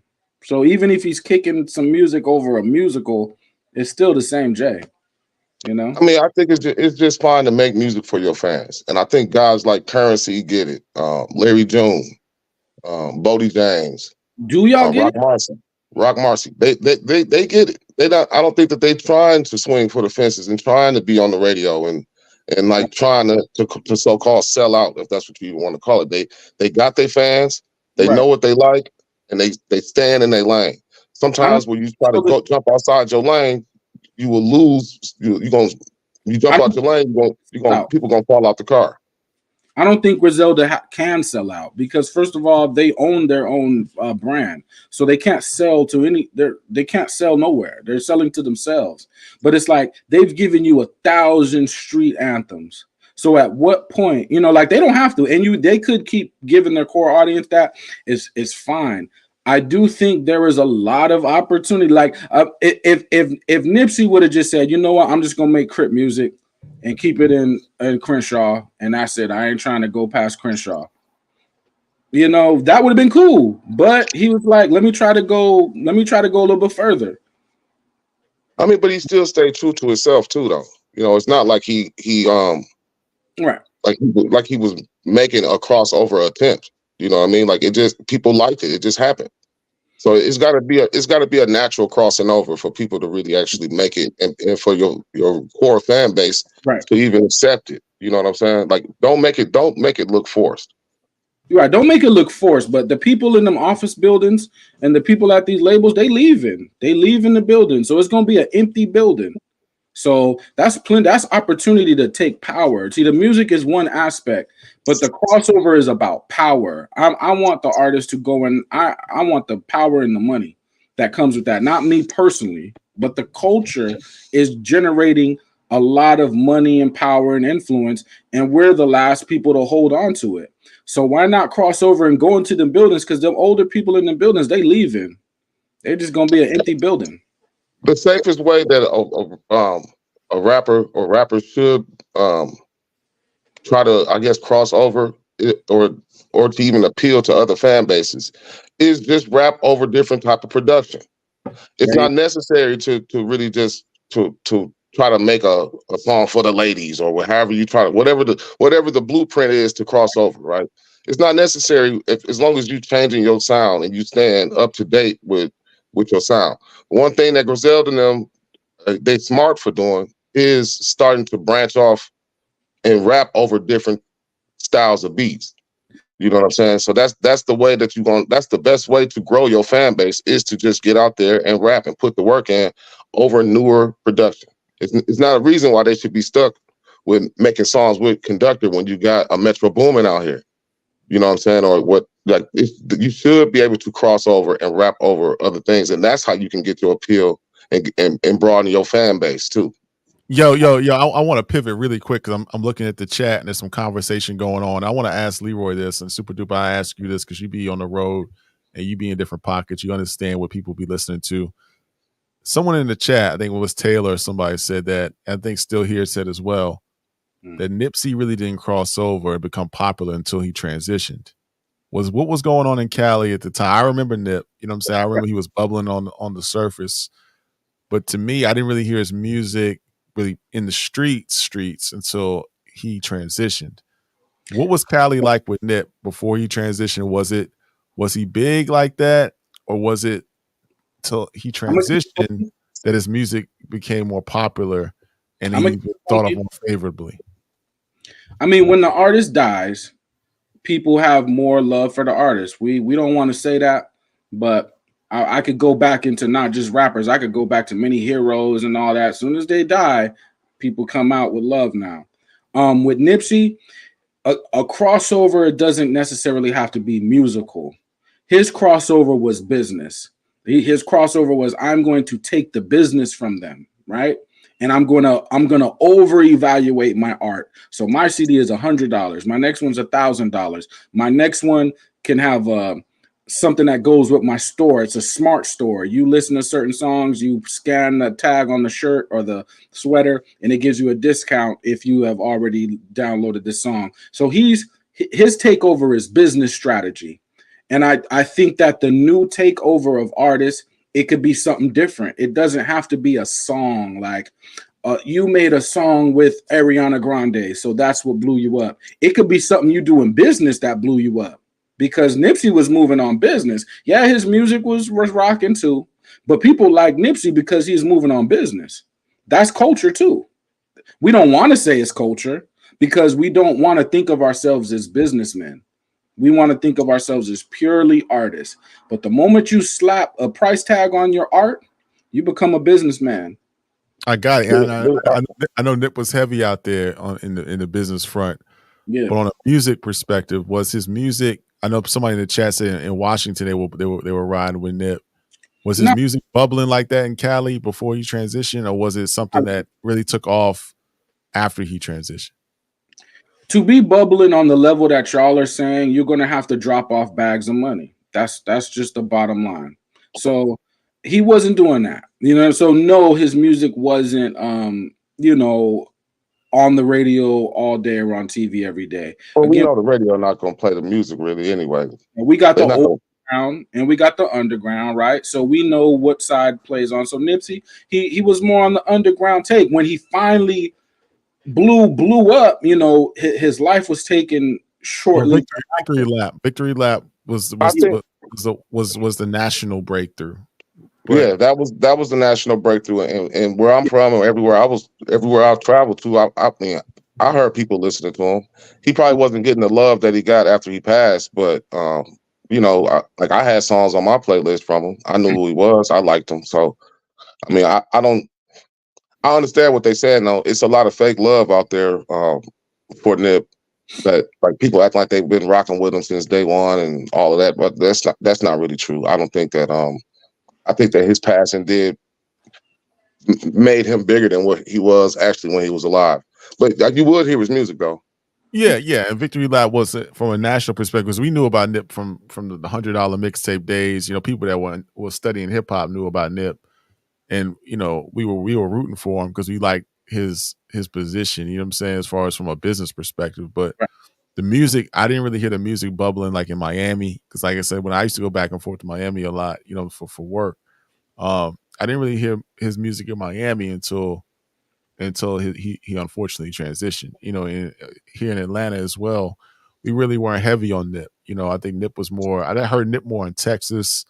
When I would go out to Cali, I would hear Nip a little bit, and go out to Seattle, I would hear Nip, but I didn't really hear Nip on the East Coast a lot until, Victory Lap was kind of his breakthrough a little bit. And then, when he unfortunately transitioned. And another artist that was on my radar, who I thought had the potential to be good. I thought Pop Smoke had a potential to be a star. And his music kind of picked up a lot when he unfortunately transitioned as well. But I was peeping for Pop before that. I remember 50 talking about Pop Smoke. I remember he did a couple shows in London, and just seeing the energy that Pop had. You know what I mean? I thought he could have been a real big star, man. These people are stars, though. You know what I mean? Like our standard of star is if we see you on TV and radio. But someone like Westside Gunn is a star, and he don't have to be on TV, radio. That's a star. If he comes to your city right now, you'll be able to tell. Currency, same way. Jet Life, that he was a star. You don't have to be like famous to be a star no more.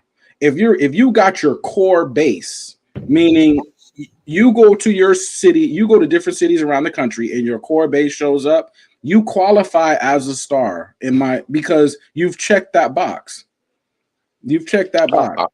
That's how you survive the game. I mean, even if you look at a guy like Cameron, you know what I mean? Like, yeah, he had Old Boy, and they had the movement with Dipset, but his core fan base really stuck with him and stick with him now. You know what I'm saying? So, like, it's always better to stay true to yourself and appeal to your core fans, and don't worry about trying to make the radio hits and all that, because I mean, most likely, like you said, Leroy, you got to pay. So if you're not paying to play the game, then you know you're wasting your time anyway.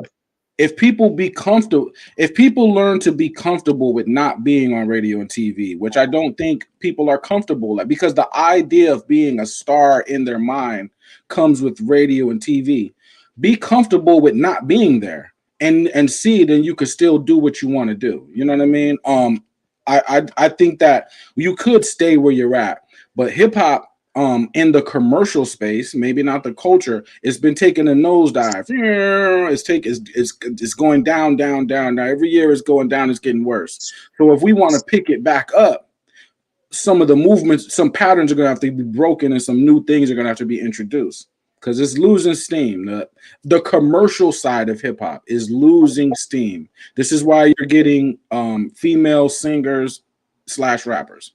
Because it's forced, and that's what I'm saying. Like the commercial side is forced. That's the forced side where they trying to make certain songs to appeal to, like, you know, to I guess this younger audience, or this I don't even really know what to call it. Like, honestly, but it's that side is forced, and that's why we get a Drake out here, even where the culture is not really like in love with him. You know, he got some respect for him. He's all right.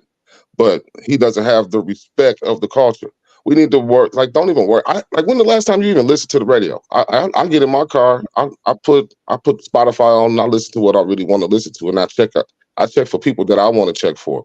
So radio is dying too. So what's the point of even trying to be on the radio like that? Radio is dead. The new thing now is YouTube, IG, TikTok. That's the new way to get the music out. You know what I'm saying? It ain't about Spotify, the streaming services, you know what I'm saying, DSPs. That's the way the music gets out. And that's the new radio. And they controlling what the kids are hearing. You know what I mean? They're controlling the algorithm. You know, we look at like the analytics and the data on the back end. When you mention certain artists, you get a higher visibility. They put your material out more in front of more people. Or you put like a positive post out, you won't get, like, we had a post on Instagram, on Facebook about Diddy, and I think it went out to about 1 million people, right? And we put out a positive post about something else, they only showed it like 50,000 people. You know what I'm saying? So it's like the algorithm and the social media people are like the new program directors of radio stations, right? So it just is what it is. You know what I'm saying? But I don't know. I think social media had a lot to do with hip hop changing, right? Because everything is so instant. The attention spans are shorter now, so the music is shorter. So now songs being like 4 minutes, 4.5 minutes, 3.5 minutes. Now they like 2 minutes and 30 seconds. You know what I'm saying? So it's just different. You know what I mean? But it's what it is. That's opportunity. The game going down, or hip hop, perceived maybe going down, as an opportunity to pick it back up. And it's like, again, who is taking the power? Meaning, nobody wants to take the radio TV route, but pretty soon the people in the office building is not going to be there. So you can generate the radio and TV route yourself. Like, the artists can do that. And it's like, again, they don't have to do it, but I'm just saying, back on the era that we're from, you take over everything. Wu-Tang, they came in for everything. Now, granted, it didn't work out for everybody, but they wanted everything. Bad Boy, they wanted everything. Rockefeller, Rough Riders, Cash Money, No Limit, Death Row, they wanted everything. They were taking no prisoners, and they wanted to take over the whole game. So where's that energy? Right, and you can't even, like, I'm gonna keep it a buck. You can't even limit it to just hip hop music, right? You look at the films, right? We don't got no, back in the day we had About It, which wasn't a classic, but we had Juice, you had Beat Street, you had even movies like The Last Dragon, where you get your name from, Leroy, that had hip hop elements in it. You know what I'm saying? You had Poetic Justice, you had Boys in the Hood, you had Menace to Society, you had South Central, you had The Show, you had Backstage, you had hip hop movies, you had Fresh, you had a whole bunch of joints, you had House Party, you know what I'm saying? You had Class Act. We don't even have movies and shows that kind of show the hip hop aesthetic no more. That's lost. And it's not just a hip hop thing, man. You don't even got no rock bands, because back in the day you had Nirvana, you had Pearl Jam, you had a Dave Matthews Band, you had Foo Fighters, you had like other. Like, we don't even have groups like that no more. So the music and society as a whole is changing. Never made punk rap. It just Never happened. Who's gonna make that? You know what I mean? Hey, and another thing that we did have too was videos.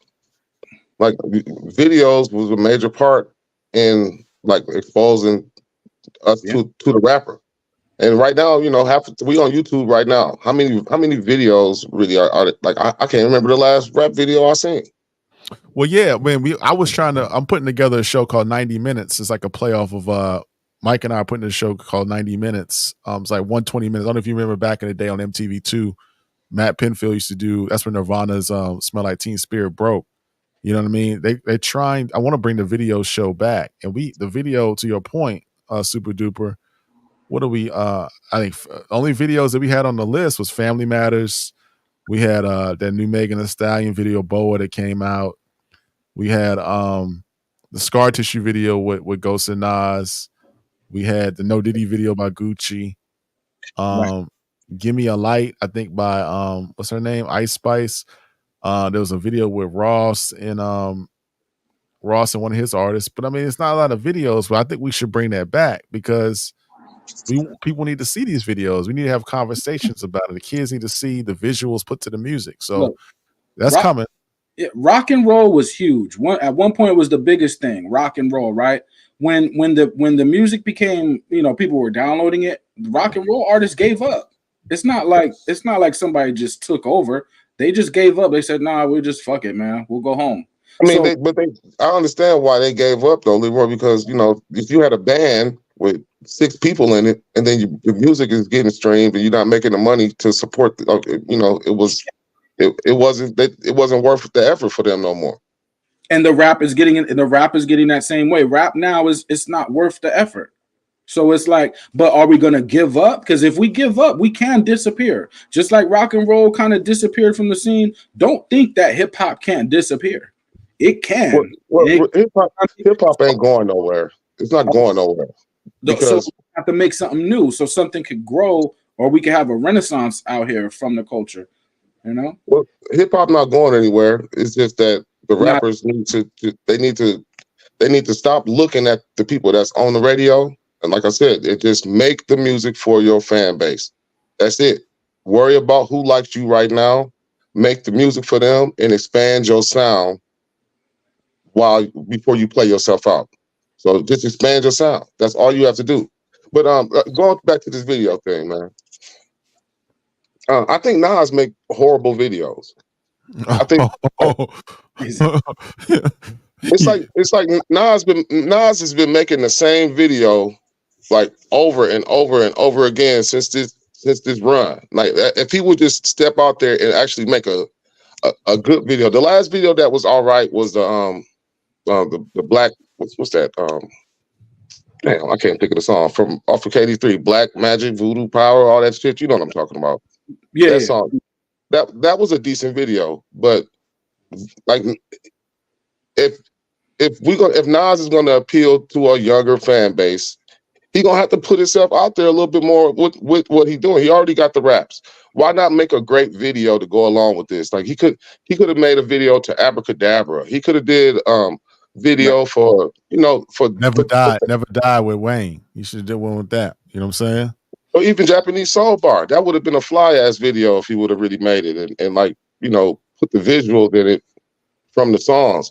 Rappers really right now, they lack that creativity with the videos too. Now you watch a video, it's just a dude standing there and he rapping and they just flipping. There's no visuals to the video. There's just like one camera shot of him and he's sitting on the car or he's sitting somewhere and he rapping the song. It's not doing anything for the music really. We need hype. Where's hype? We need a new Hype Williams. No, I got to shout out to the homegirl. There's a female director that directed the 2 Chainz and Wayne video for Long Story Short. I like that video. I know Super Duper, you said that album was trash. You didn't like it? I thought it's not nothing to remember. I haven't gone back to it. Okay, I'm not a big fan of 2 Chainz like that either though. I'm not a big 2 Chainz fan. He cool for a song or two, for a verse or two, but I can't listen to Chainz like that for a whole album. I got you. Somebody in the chat, S.B. said, First person shooter was a dope video. That was a dope video. So that was a dope video. That was a dope video. But we're gonna bring that back though. We're gonna bring that back. It's called 90 Minutes. We're gonna do a video show. It's gonna be on Rumble, and we're gonna put it on X because YouTube got a lot of restrictions. We can't play the videos on here. But we'll put it on Rumble. We'll put it on X. It'll be 90 minutes of videos. Man, we'll play some old school videos. We'll play like another old school video was dope. Was A Minute to Pray, Second to Die by Scarface. Y'all remember that joint? Yeah. That's a class. That's like cinematic video. What else was good? I mean, just think about the Snoop Dogg video when he turned it to the dog and the house party. Get that dog out my house or whatever. You better not have that dog over here. Right.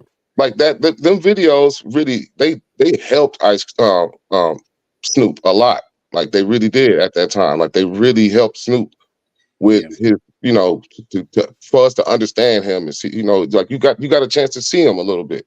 I think the king of videos though is Ice Cube. I don't think nobody got a better videography, if that's a word, than Ice Cube. He made the best videos. They were almost like little mini movies. What's your favorite one? I would say Be True to the Game is my favorite Ice Cube video. Is that the one with Khalid Muhammad in it? Yeah, where they kidnapped the sellout and took him. And yeah. That was a dope video. Yeah. It was a good day. Was a good video. That was a dope video. You got Who's the Mac? Yeah, that was a dope.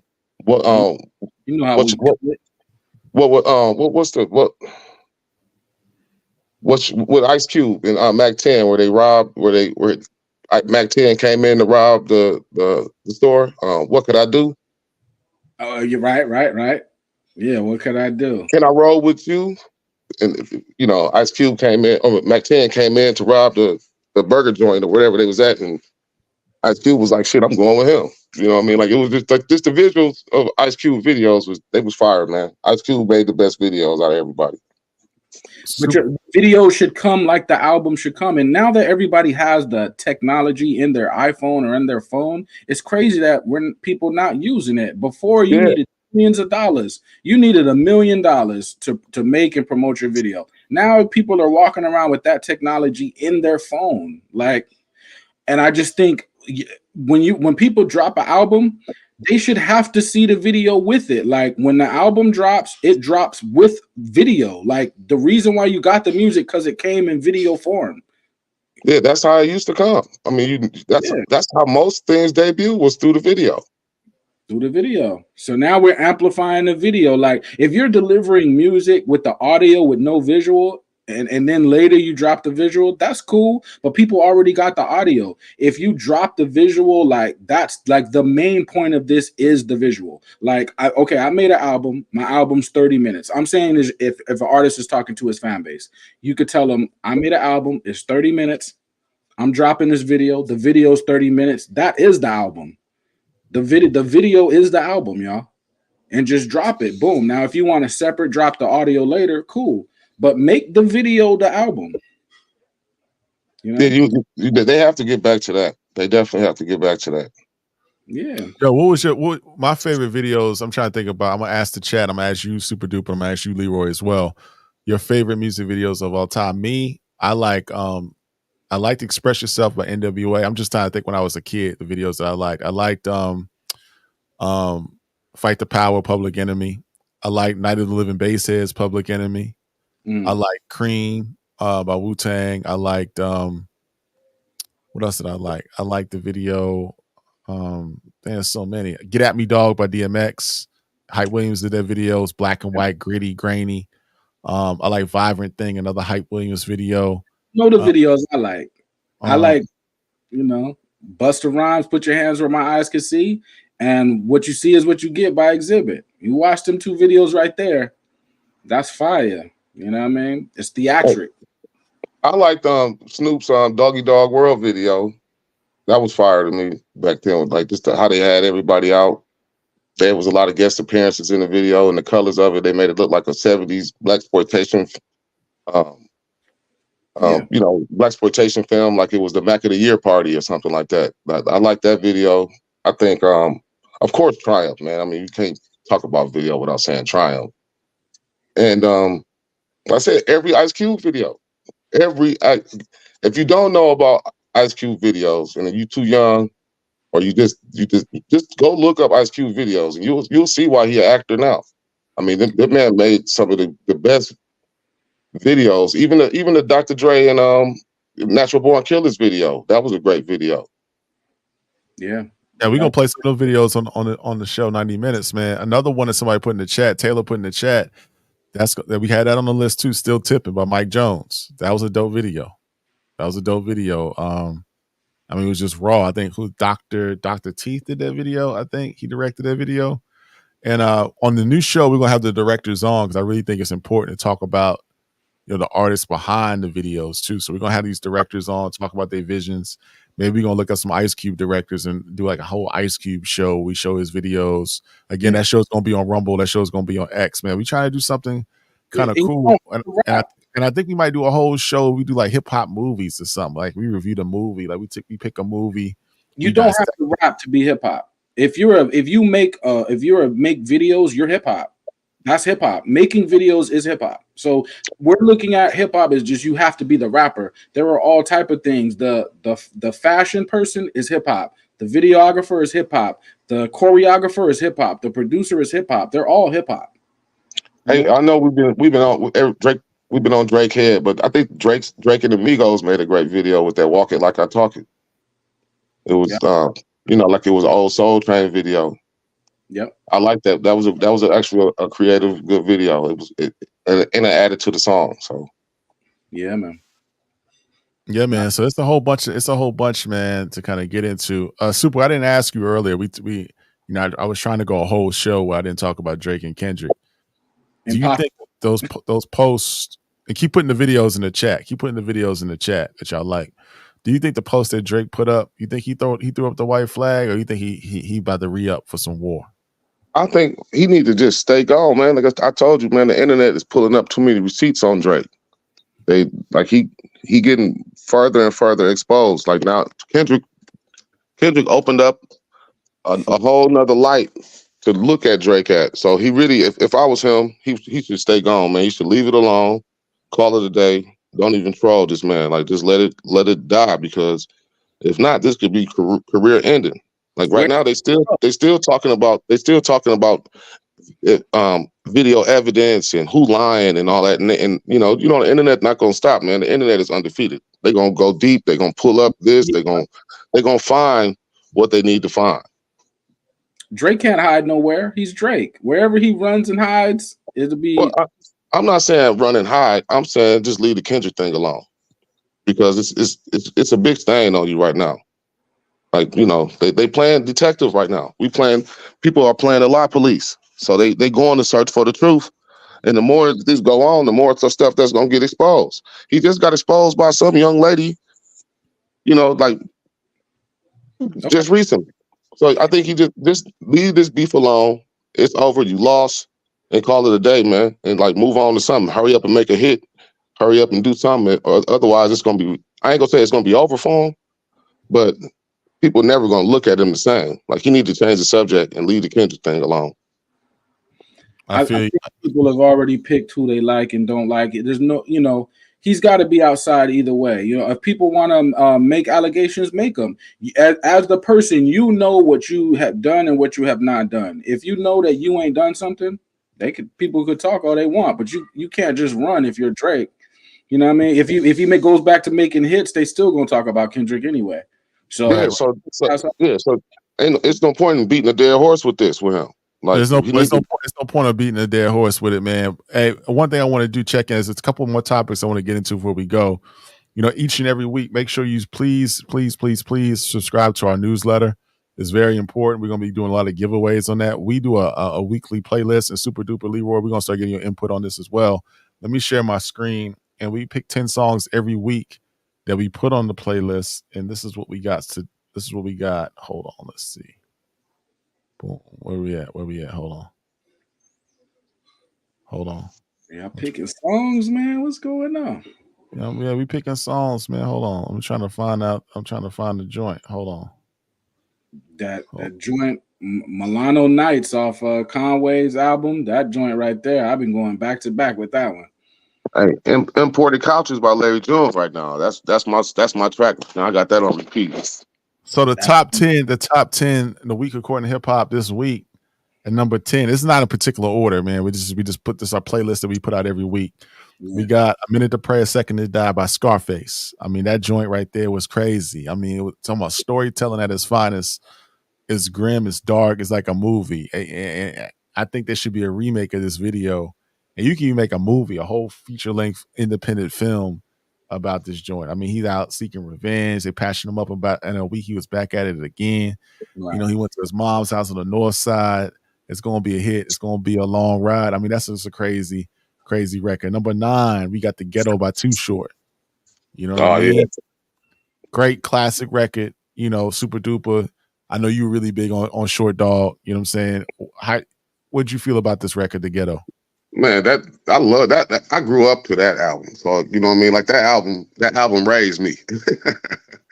So, I mean, for real, that Too Short, like I said, people go back through Too Short's discography, man, and really put some respect on Too Short's name, man. Rapping since 1983. Like, for real. Like, Too Short deserves way more respect than he get in the game. Crazy. I wanted to put some females on here, you know, something new. So Mike and I, we put Boa by Megan Thee Stallion. This record's not that great, but I wanted to make sure that people got a chance to hear it since there's some new music. Wanted to drop that. Number 7 was Where Was Heaven. I don't know if folks remember this. Leroy, Super Duper, tell me, and people in the chat, tell me if you remember Wu Syndicate. This joint right here, Where Was Heaven. Yeah, I remember that album. Yeah, shout out to Shauna, and then, you know, but yeah. Oh, no, Wu Syndicate. Wu Syndicate. I think these cats. I remember that compilation album. Yeah, the Wu Syndicate. I want to say these cats are from. Somebody correct me if I'm wrong. I don't think they were from. They were from Virginia, I believe. Or they were either from Virginia, or from Jersey. They were from somewhere. I don't think they were from New York. They were from somewhere else. I'll put Little John on here. Little John, you know what I'm saying? Little John's in the South is one of those guys that, you know, you really can't talk about South. You can't talk about Atlanta. You can't talk about music down here because its impact. Now, whether you like him or you love him or you hate him, you can't front that John, since like the late 80s, the early 90s, was a fixture in the music game. You know, working with So Def, being a producer with Little John and the East Side Boys. So we got What You Gonna Do with Little Scrappy. Number 5 is Mulatto Nights, Conway the Machine. Number 4, The Game, Carmen Electra off the Born to Rap album. That song is crazy. That Devil's Pie DJ Premier sample is insane. And in the last 3 songs, we got 101 with Gunna off his new joint. And I put Straight Up Man showing love to MC8, fresh off his interview with the Drink Champs. And we had a West Coast discussion over the weekend. And then No Face, Kanye and Ghostface, man. So, Straight Up Menace is the greatest soundtrack song ever. That's a tall order. It's not a soundtrack song to a movie that's better than Straight Up Menace. Sure? You know they know the ledge on the Juice joint? Right. You sure? That's not better than Straight Up Menace. You sure? That song described that whole movie. You then don't even need to watch Menace to Society movie if you can listen to that song and you can get the whole visual from it. I'm with you, but I don't know if it's better than Know the Ledge. I don't know if it's better than that joint. What was else? I don't know, man. Didn't Naughty have a song on that Juice soundtrack too? Uptown Anthem was on there, right? Yeah, Uptown Anthem. Yeah. Yeah, I don't know, Super Duper. I like Straight Up Man, the list. Straight Up. Hey, Ron, I'm not even gonna argue about this. We're gonna have to have a separate show. We're gonna have a separate soundtrack show, man. We're gonna have to have a separate soundtrack show. I know Straight Up Minute, that's why it's on the list. So we ain't too far apart in thought. You know what I mean? We ain't too far apart in our thinking. That's why I put it on the list. And I agree with you with it. I always wondered about that song. Did he watch the movie and make the song, or did he have a song already? Like, I always wondered about that because the way it goes so perfect with the movie. We need to get him on and ask him, and that's a good question, man. We're gonna have him on the show. We have you ask him that question, but I'm with you, Super Duper. When you say it's the best song from a soundtrack, that's a lot. That's hard. That's hard for me to say. You caught me off guard with that one. I wasn't prepared to go there. I'm just really saying this is how I described the movie. Like like per teeth. That song describes that movie. Like I said, you don't even need to watch the movie if you listen to the song. Yeah, I got you. So, what you think about the list overall? As far not the list, but what I was going to ask you, man. I was going to ask you about MC8 overall. What you think about his whole, Compton's Most Wanted? Were you into MC8 like that? I mean, Yeah. Other I like part MC8. I like MC8. I like Compton's Most Wanted. I won't say I was like a huge fan of them, but I liked them. They had a nice couple tracks that that I still listen to them to this day. So like the songs I like from them. No doubt. Now, Leroy, what was your favorite song from a soundtrack off top since Super Duper took us in that direction? It's a tough. He kind of, because he named the MC8 Straight Up Menace. I mean, that's I got to give him the edge over the Know the Ledge from Juice. But yeah, I'm gonna have to think about that one and come back to it, man, because I'm trying to think of like all the classic soundtrack stuff, and Ron, you should do a show about just the most underrated, underappreciated rappers that's out there. And one, I'll start by saying Spice One, man. Spice One, the first 3-4 albums that he had. I know where I'm from here in Milwaukee, like we love Spice One. Like back then when I was a kid, you would hear Spice One everywhere at the time. So Spice One got major love here in Milwaukee. And he had a nice run. He had a real nice 3 or 4 album run that we just forgot about Spice One. I don't know how he was everywhere else. If he was loved like that in Atlanta, I'm sure he probably was loved like that in Cali. But the man, for me, I would say he has at least 3. His first 3 albums are classic. Yeah, that's Bay Area Cube. You know what I mean? Spice One and Sebo, they like Bay Area Ice Cube. So Sebo too. When they was outside doing their thing in the Bay, they was big. Spice One and Sebo, they was huge in the Bay. You know what I mean? I just was listening to Birds in the Kitchen today. Yeah, Birds in the Kitchen, Palms itching. Yeah. Sebo the bald head nut, man. That's great. We should do a show. Matter of fact, my boy Vay, we're gonna do, I think it's not gonna be this week, but it may be next week. We're gonna touch on that very topic, most underrated albums and most underrated rappers. We'll have Spice One and Sebo on the list. I'm trying to think who else is underrated. I don't want to get into this topic right now because I don't want the chat to roast you, but I think 2 Chainz is underrated. I rock with Chainz. I think Codeine Cowboy, his mixtape Codeine Cowboy was dope, man. I think that a lot of people don't understand how Chainz be coming in and out of his pocket when he be rhyming, man. It's different. Yeah. You know what I'm saying? It's just different. Who else? Who else is underrated? Damn, I'm trying to think who's underrated. I think with Chainz though, Chainz is like you got to be into a certain style. Like he's a flashy dude. He's coming out, he's barring up in a different kind of way. Just like Ludacris, if you like Ludacris, you like a particular type of thing. I think 2 Chainz falls in that same type of like if you could put Lil Wayne and Ludacris in one rapper, I think that might be 2 Chainz, Like I said, I don't want. Who else is well, I ain't gonna beat the dead horse, but the most underrated is Too Short. Too Short is the most underrated, underappreciated rapper. Like just based on his the way people think about him, especially if you're not really big into his music and you only hear him from from I guess the Blow the Whistle days or the first thing that you think about is bitch. Like if that's the only thing that you really know of Too Short. Right. If you don't know the albums, really go back and listen to album number 10 and Get In Where You Fit In and Born to Mac and Shorty the Pimp. If you don't really know that music, I think that he's the most underrated out of all the rappers, just because of the longevity and the actual catalog that he has. People never really put Too Short up there when they mention it and they talking about the top 10s. Too Short in my top 10.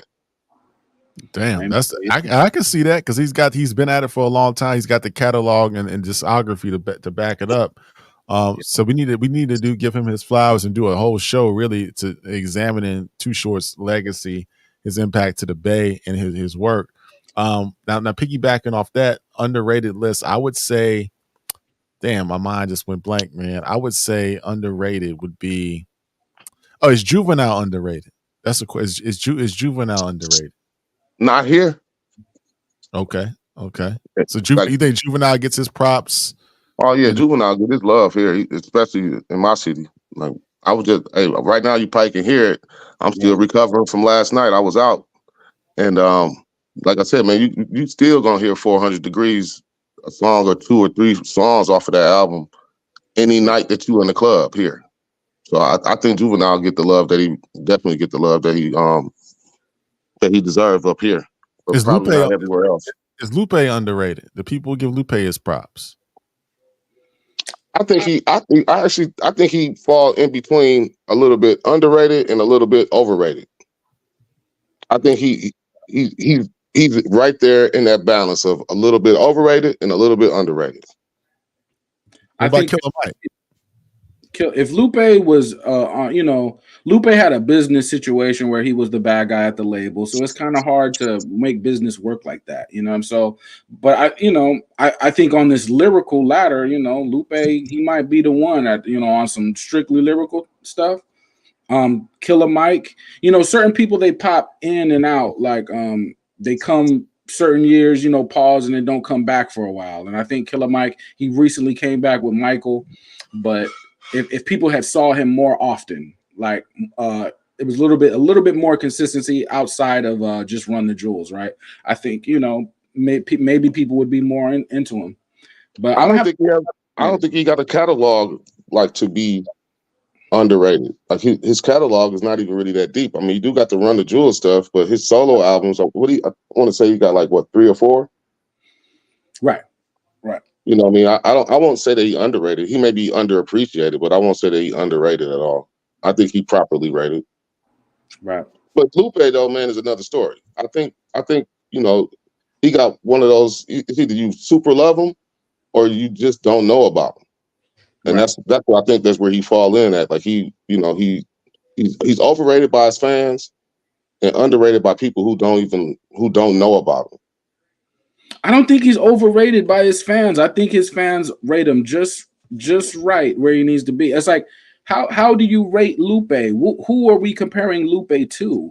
Because I don't see nobody standing next to Lupe. So it's like, but that's how you want to be, not just Lupe. I think a lot of artists, you should try to be so different that people have a hard time comparing you. And I think Lupe, he's in his own class. And to some people, I think they think Lupe is the best. And I wouldn't argue with them. Just as far as like the MC that does everything well. If you want him to make a commercial song, he can make it. If you want him to make a lyrical song, he can make it. You want him to sing, he can make it. You want him to do a rock song, an electric song, a house song, he could do all these things. You know who I think is underrated too? I don't really judge stuff like I don't judge my rappers on the lyrical that lyrical side. To me that came out with Eminem when we started trying to be like over judgmental on lyrics. It was like an excuse to really put Eminem in some type of high regard. But I don't listen to my rap to be like that this guy is more lyrical than that guy, or I don't look at it like that. I look at it just by the songs, and if I like the songs and if I like the music. I think the where we get into this, like where things get sticky, and this is why we got so many different type of lists, is where, like somebody could hear me say that I think Too Short is in my top 10, right? And then somebody be like, well, Lupe's way, he's totally more lyrical than him, but I'm not judging it and looking at it in that way. I'm just judging on the music that you're making and if I like it or not. So, I think that's we play it's a slippery slope when we try to overanalyze the lyrical ability of people, because it's really just making songs. And so this is why, like, some people, like, they might be like, yeah, Tupac wasn't that lyrical, but he made the songs that the lyrics fit the songs. You know what I'm saying? They like, he didn't need to be lyrical, miracle, rap fast, or do anything, any of this other type of stuff to show out and to perform, because the songs hit. Someone said, you know, Someone said Master Ace, but go ahead, Ron. Master Ace here. Yeah, but we playing the game with ourselves when we try to overanalyze lyrical ability and stuff like that. Because if, like, who cares if the lyrical ability is there if the song's not hitting? We care. We care if because Lupe is more than lyrical. Lyrical is not a word for Lupe. He passed lyrical with kick push, or lyrical is too easy. We have a whole culture that's based on combing through lyrics to figure out the mechanics of the bars, to figure out the double meanings, to figure out the scheming, the punching setups, all of that, the concepts, all of that. Lupe is the one that's been weaving all that attention together. Now, granted, it's a group effort. It's not one man. Everyone in hip hop contributes. But when you start getting people that really, now people are making a living just off reacting to something and just looking for bars within bars. Lupe got a lot to do with that. Now, M was already there too, but Lupe is something else. When you can do, but that's really what I'm talking about. When we get to talking about counting double entendres and doing, like, who cares if the music ain't good? You know what I mean? Like, I'm not into a rapper because he can say this word with this different meaning. If the song, I don't care about what you're saying if the song's not nice. So it doesn't matter how many double entendres is in it or not, or what type of metaphors is in it. If the song not hidden, the song not hidden. And so we give a lot of credit to people's having lyrical ability, but their song making ability is trash. A lot of so there's a mix. There's a mix in universities around the world. Like, there's a mix. Lyrics. There's a mix. There's a mix. I respect what both Leroy and Super Duper, where y'all coming from. There's a critical piece to examine the actual lyrics, and there's also the sound of it, right? Because that was some of the arguments with Eminem. People were saying he's so technically gifted, he's so technically great, but if it don't sound good, you know what I'm saying? That it could be, two things could be true. You can be lyrically proficient and intricate in your rhyme patterns and your schemes, but the song can be trash as well. You know what I'm saying? Or not, I don't use that term trash, but I say it doesn't sound good to me. You know what I'm saying? So there's a mix. There's people that actually study it, and it's also people that consume it. And it's like, yo, this don't sound good to my ear. You know what I'm saying? So I can respect where Leroy is coming from. I respect where Super Duper is coming from, because it's I kind of fall on both sides. But some of this stuff, like when you talk about Kendrick and my man Eminem, it could be academically, correct with this and that, but it just don't sound good. I want to go to the chat real quick. There's a super chat we got from people study Shakespeare. Doesn't mean they like Shakespeare. You know what I mean? Doesn't mean some people. We asked the question, who is underrated? I'm just going to say a couple of names in here. Somebody said Cormega is definitely underrated. Somebody said, who else said? Somebody said underrated. Who else? Beanie Siegel's underrated. Styles P is underrated. I think Styles P get his props. Black Thought. I think Beanie get his props too. UGK, Beating Us, Liquid Crew. Yeah. Taylor said Rock Marciano's underrated. I think he gets his props. We had a whole show about this a few weeks ago. I got roasted. It was one of our first shows. Fat Joe, like, too short for the East Coast, but some saying Fat Joe not even top 100. See, I'm with this. I said Fat Joe was in the top 100. I think Fat Joe might be top 50. I mean, I don't think he's to talk about top 50 or top 25, but a lot of people were hating on Joe that show. I think Super Duper, you was hating on Joe too, weren't you? Yeah, I was hating. I thought it was crazy to say Fat Joe was top. You said something crazy though. You said that was a rookie mistake. It was my first show, man. It was a rookie. I want to say you said he was top 20 or something, right? People didn't even watch that show. Let's not remind them, okay? Let's not remind. I might dilute that joint. But I was saying, I like Fat Joe too. I like Fat Joe, so I'm not. It's no disrespect to Fat Joe. I like Fat Joe. I like Fat Joe. So I'm not even it's not a downplay on him, but to put him in the top 20 at the time, I thought that was crazy. It was crazy. That was my first show, man. I was drinking, man. I was nervous. I put together, I was totally wrong. I apologize. People saying top 100, I think that's disrespectful. I think that's disrespectful, man. I think he's somewhere. He closer than that. And it's like the Too Short argument too. People will say, well, Too Short's not lyrical, but who made everything cool? As a rapper, your big chains, your nice car, your all the women, your money, the way you look, the way you sound. Who made all that cool? Too Short already made that cool. So he painted the walls, put up the roof, put in the floors, put in the hallways. But he don't get his props for it. Some people, they need to get their.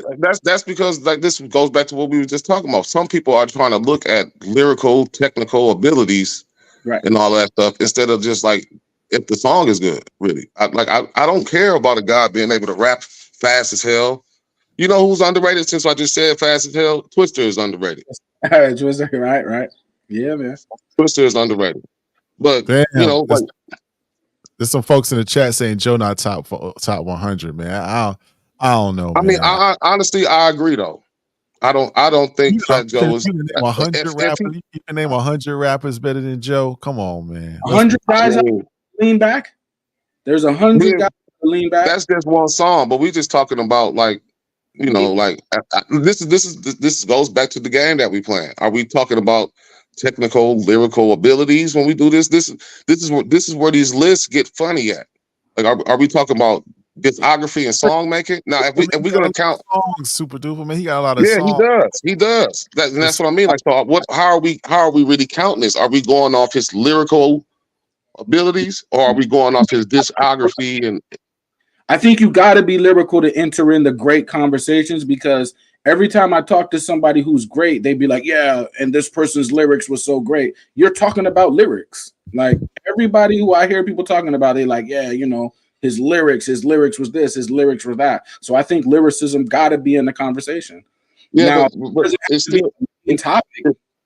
But look, this is what I mean. Like, if we're going to talk about this like this, it has to be some type of real criteria, because I mean, a lot of songs that I like they're not the most lyrical, really. Like I said, I like Prodigy a lot. I mean, I wouldn't say that Prodigy is extremely lyrical, miracle type of a rapper. You know what I mean? But he says stuff that I like when he's, I like what he's saying that's coming out of his mouth. It doesn't matter how he was performing it or if he used a double entendre or not. Like that, that's what I mean. Like, so if we need to make this list to where Fat Joe could be a top 50 rapper, right? It shouldn't be based on his lyrical ability. It should be based on like his discography and stuff like that. Because like I said, for like a guy like a Too Short, or even guys like Eazy-E, you know what I mean? Like that, I don't look at them as being lyrical guys, or even a guy like Master P. Like a lot of people, when Master P came out, they was talking about how he couldn't rap and all that. But when you listen to a lot of that music now, he got a lot of songs that just sound good when you hear him right now. His lyrical ability wasn't always there, but the song might have hit. It's a balance. If you're trying to be super over lyrical, I think that could hurt you. So it's a balance, and I pick all my greats for the balance, right? Of they do a little bit of everything. They don't have to master a skill, but if they can be good at a bunch of different stuff, like Jay, he's good at a bunch of different stuff. So I base on how many different things can you do and that you're good at. So if we play the lyrical miracle game with Fat Joe, then he's not.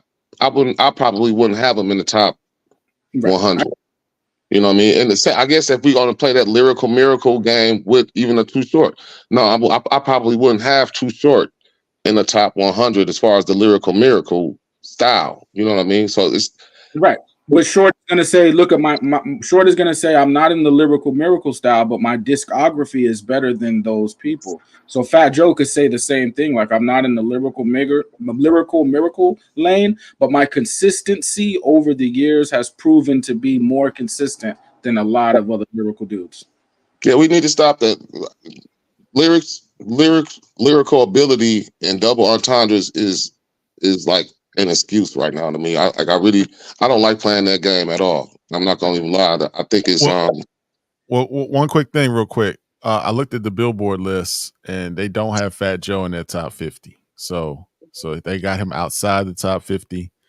They got folks like Curtis Blow. They got Melly Mel, Black Thought, which of course Pusha T, Lauryn Hill, Little Kim, T.I., Gucci Mane, Busta, Chuck D. Pusha T over Fat Joe? Mos Def, Common, Ludacris. Joe? They got Ludacris over Fat Joe. I disagree with that. They got E40. I agree with that. Redman, Bun B over Fat Joe, Queen Latifah, Ice-T, Jadakiss, MC Light, Melly Mel, Reverend Run, Rick Ross. Again, we can have an argument one of these days, and maybe we can do like a Rumble kind of matchup. We do like a little versus type joint. I'm sorry, man. I don't think Ludacris is better than Fat Joe. I'm sorry. I can't go there. It just depends on what are they trying to judge this by. Are they saying that Ludacris is a better rapper than Fat Joe, like with the lyrical miracle stuff, or are they going off of discography? I mean, Ludacris, he got to be somewhere on this list. He a top selling artist. He's got a decent discography to back it up. He was commercial. So, I mean, I could understand why they would have a Ludacris over a Fat Joe. Oh, okay, their criteria was this. They said they wanted to focus on rappers that were in North America. Also, they wanted to focus on rappers, this is the criteria, the body of work, their achievements, charted singles, albums, gold, platinum certifications, cultural impact and influence, how the artist's work fostered the genre's evolution, longevity, years on the mic, lyrics, storytelling, and flow, vocal prowess. That was their criteria. Well, I mean, I guess if that's the criteria, then I can't argue that Fat Joe should be on that list. I wouldn't be able to do it. Here's my thing with Fat Joe versus Pusha T, though. It's like, if we take out the clips, or we could count the clips, but if we take out the clips albums, Pusha T's solo albums better than Fat Joe? I don't know, man. I don't know. Fat Joe been outside a long time with solo albums. I think so, though. I think so. I would say that. I mean, and if we just gonna go off the lyrical ability too, Pusha T is watching Fat Joe lyrically. I don't know, man. I think Pusha T, he does his particular style, and he'll do that style a lot of times. I think Fat Joe, he could go in some different directions. I think he may be expecting something from him, and he'll mess around and give you all the way up, or something like that. So it's like he can go in a different direction. As far as being a gangster, I think Fat Joe could deliver that all day. And as far as being a dope boy, I think Pusha T can deliver that all day. But can you go in a different direction? Yeah, man. I mean, the clips did have some hits though, man. They had grinding. They did their thing. I mean, you can't take away from them. They were commercial too at the same time. No, I mean, they was the clips. So yeah, no doubt. Hey man, I'm not going down to Fat Joe Hill, man. I'm not going to revisit. I know we talked about Fat Joe enough, man. I shout out to Fat Joe. I think he might be underrated, man. I think people are not really understanding that Fat Joe, how nice he was, man, and his impact to the game and what he did for the game. So I think we need to take it to the music, man. We need to do like we need to do a station head, or we need to do a rumble where we just play some Fat Joe music against Ludacris's music, and then if Fat Joe loses, then I'll give whoever who said that Ludacris. I think they neck and neck. Was it Michael Brown? Who said it? Was OJ West and somebody? I'll give that person $100 if Fat Joe loses. I think Fat Joe definitely gonna lose that. I'll give it a tie, but either one could lose that one. You know what I mean? I think if we look at Black Thought's, if we look at the Roots albums as Black Thought albums, I think Black Thought is in a different conversation. But we look at the Roots albums as if they're separate from Black Thought. You know what I mean? I think we should do a show of ranking rappers strictly based on the discography. That alone, like not lyrical abilities, nothing else, just on the discography alone. Who has the best songs? We can rank them like that. Because if you're going off of just strictly a discography, then the rankings is going to change from the lyrical ability side of it. Somebody said Silk the Shocker is better than Fat Joe. Yo, man, I gotta get my ears checked, man. Maybe I'm tripping, man. Maybe That's going too far. Maybe I'm hearing something different, man. Is Joe that bad? Is Joe whack? Are y'all saying in the chat that Joe is whack? Is that what y'all saying? Because y'all making it seem like Joe is whack. Because they're mentioning Mystical right now, right? Mystical was a great MC, great rapper with great albums, great songs. I wouldn't put Mystical over Fat Joe, and Mystical is great. Well, you know, Mystical is over Fat Joe, man. But somebody said Pastor Troy is over Fat Joe. Come on, y'all. Been outside a long time, y'all. He was popping when y'all was little kids, and y'all are grown with kids now that are grown, and Joe is still outside. I would say that wherever you got Pastor Troy ranked, that's where Fat Joe belongs comfortably, somewhere around that level. Wherever you got. How long was Pastor Troy rocking those super duper? Pastor Troy had, how long was his career really last? Right? How long did it last?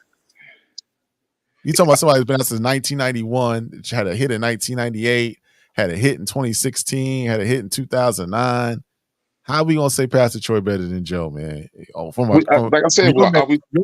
your metric or discography, how are we gonna say that?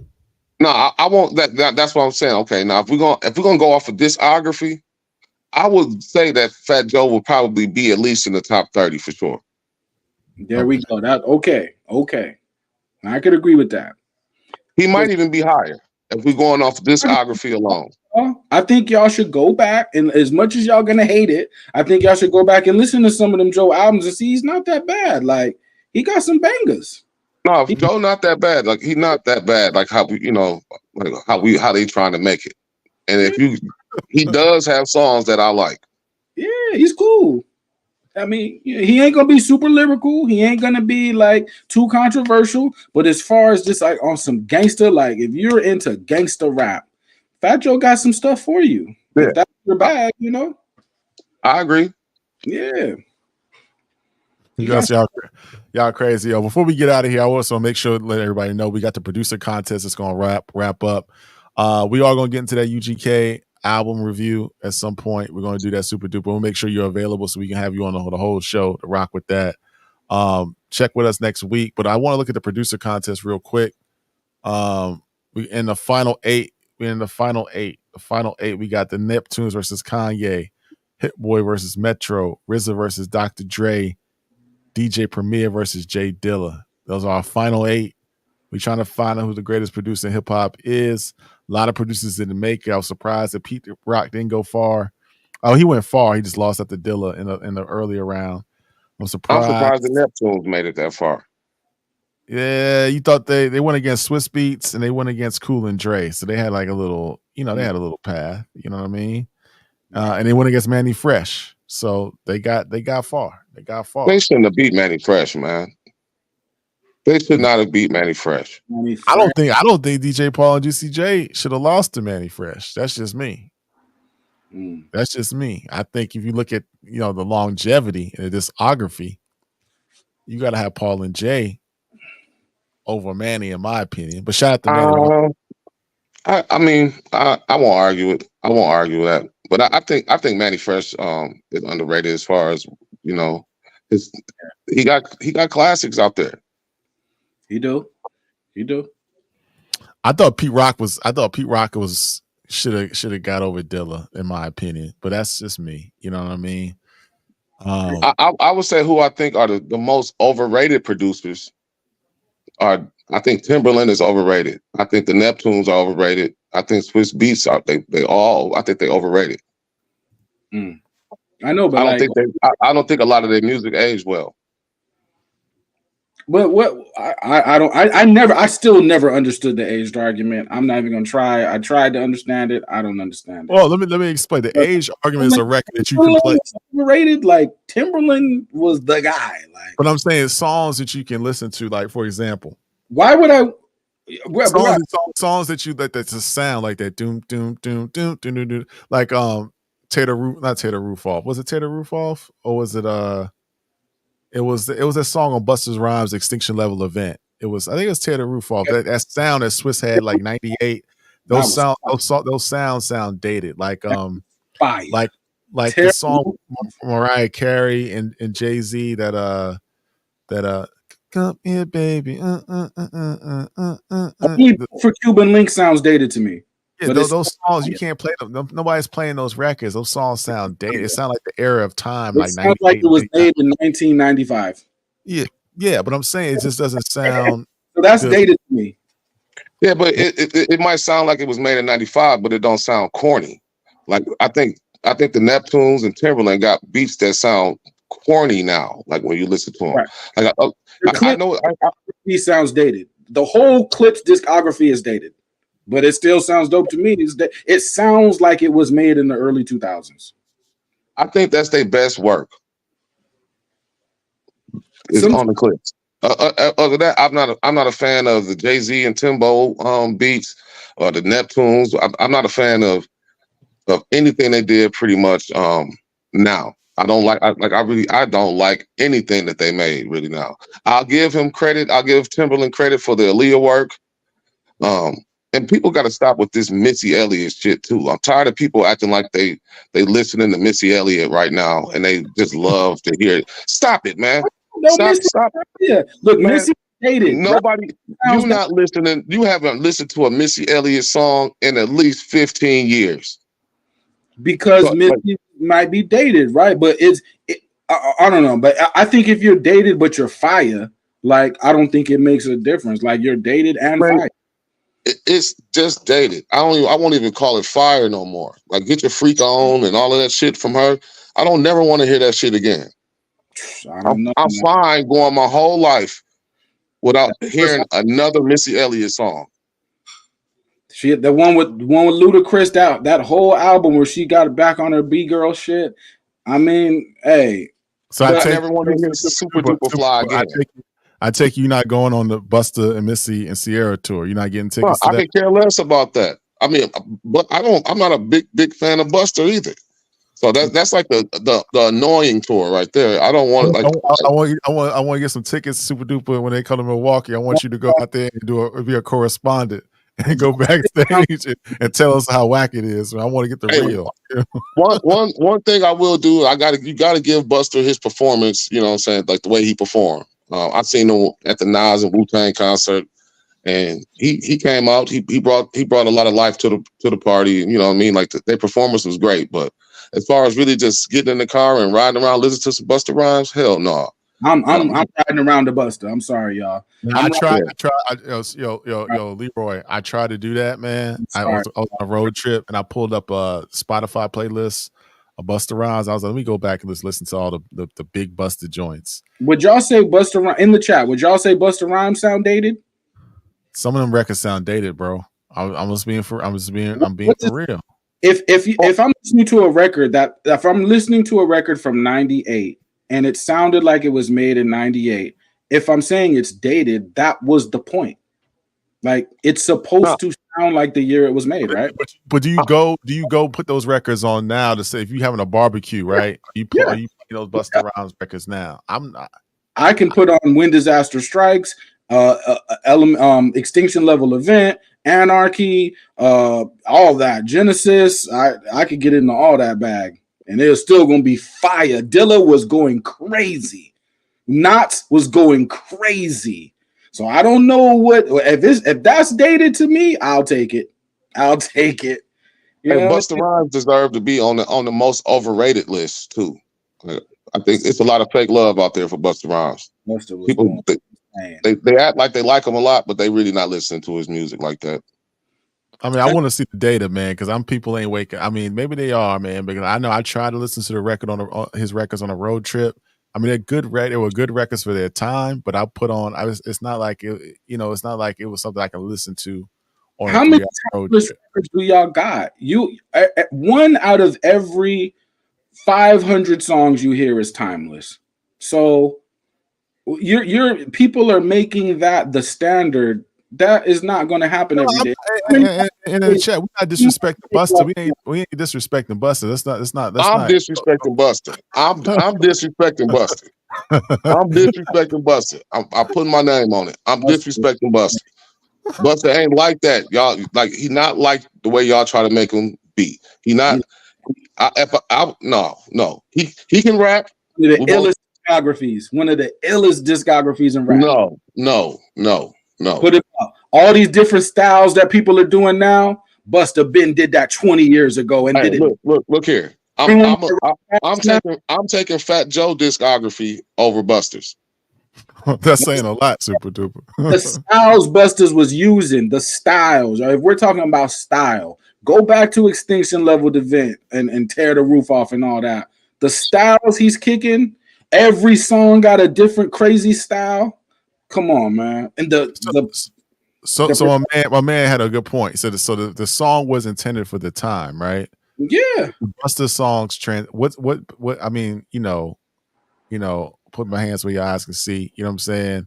Those type of records, you know what I'm saying? What songs transcended time with Bus? The song with Erykah Badu, The One. Y'all don't like The One. Y'all don't like the one with Janet Jackson. Y'all don't like Dangerous. Y'all don't like, I mean, the heist with Raekwon and Ghost. Y'all not rocking with that?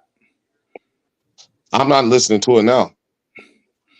Okay, I'm just saying, like, if people don't listen to something, does that make it not good? That because I got like 1,000 albums. I promise you, there's something I'm not listening to. No, I'm not. Like I said, I'm not. Super Duper's putting his name on his stamp on the Busta stuff. I'm talking about. What I'm saying is that his music, to me, if I'm vibing out, yes, I'm going to Tribe's music more. I'm going to Dr. Dre's music more. I'm going to Wu-Tang's music more. I'm going to Common's music more. I mean, I'm just saying stuff that I can listen to over an extended period of time. Busta is dope, but his music just didn't age as well. Like Jay-Z's records, and I've been on record saying this.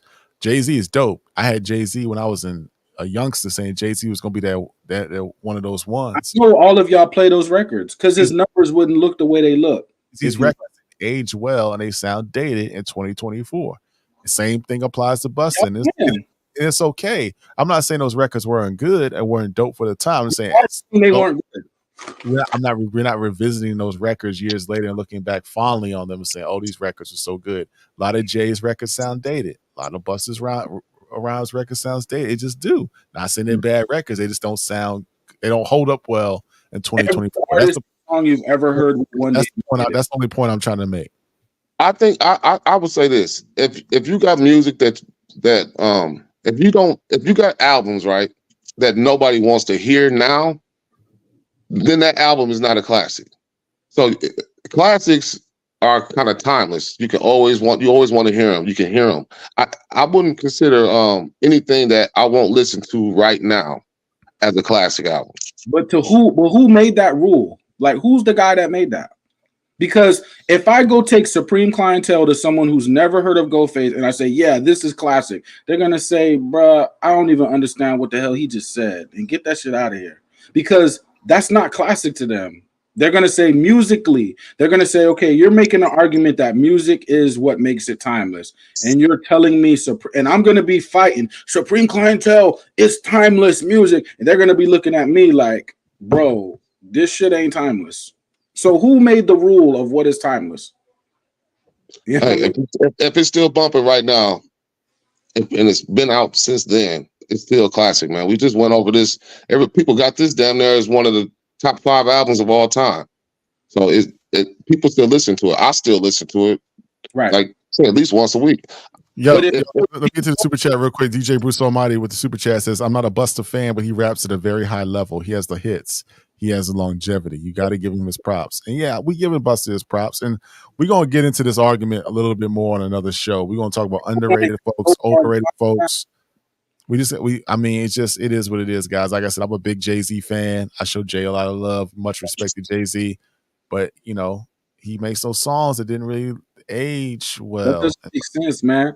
It makes a lot of sense. Jay's job is to drop an album every single year for more than 10 years and make sure he has a new song every few months every few months. So I'm not gonna even do this with you, Leroy, about the Jay-Z thing, because like I said before, what's timeless? Jay's job was to drop 1,000 records, not 10 or 20 or 30. His job was to drop 1,000. So if you think he's gonna win with all them records, no, it's overall. Overall, does Reasonable Doubt hold up? Yeah. Volume 1 hold up? Yeah. If people say we don't like Volume 2, that's great. It's 2024. Why would you like Volume 2? Did you like it in 98 is what matters. those are the only two albums for me that hold up for Jay-Z. It's Reasonable Doubt and Volume 1. Everything else after that is just it's kind of lackluster. Blueprint don't hold up? Like, when did Not for y'all me. soul samples? I'm not a big fan of the Blueprint. It's got tracks on it, but as a whole complete album, it's not a classic to me. To me, if you drop an album and it pops that year, that's more important to me than if, am I going to listen to this in 30 years? Like, in 30 years, I'm probably not going to care. So my opinion is, did it pop that year that it dropped? Yo, we're gonna get to this another day. We had a show. We talked about a lot of different things. We want to make sure we come back to this underrated, overrated. We want to thank everybody for rocking with us tonight. Shout out to Mike D. This is his birthday. Show him love. You know what I'm saying? He'll be back on Wednesday. He'll be back on Wednesday. We got a lot to talk about. We really gonna unpack some of these underrated, overrated arguments. And then I will make a point of going into these albums a little bit more in detail to understand where we coming from. But yeah, it's all good. It's all good. It's all good. It's all good. Appreciate everybody. Hit like and subscribe. Make sure you check us out on Wednesday, and we'll be back for another show. Peace. Yes, sir. Peace. Super. Peace, y'all. Till next time.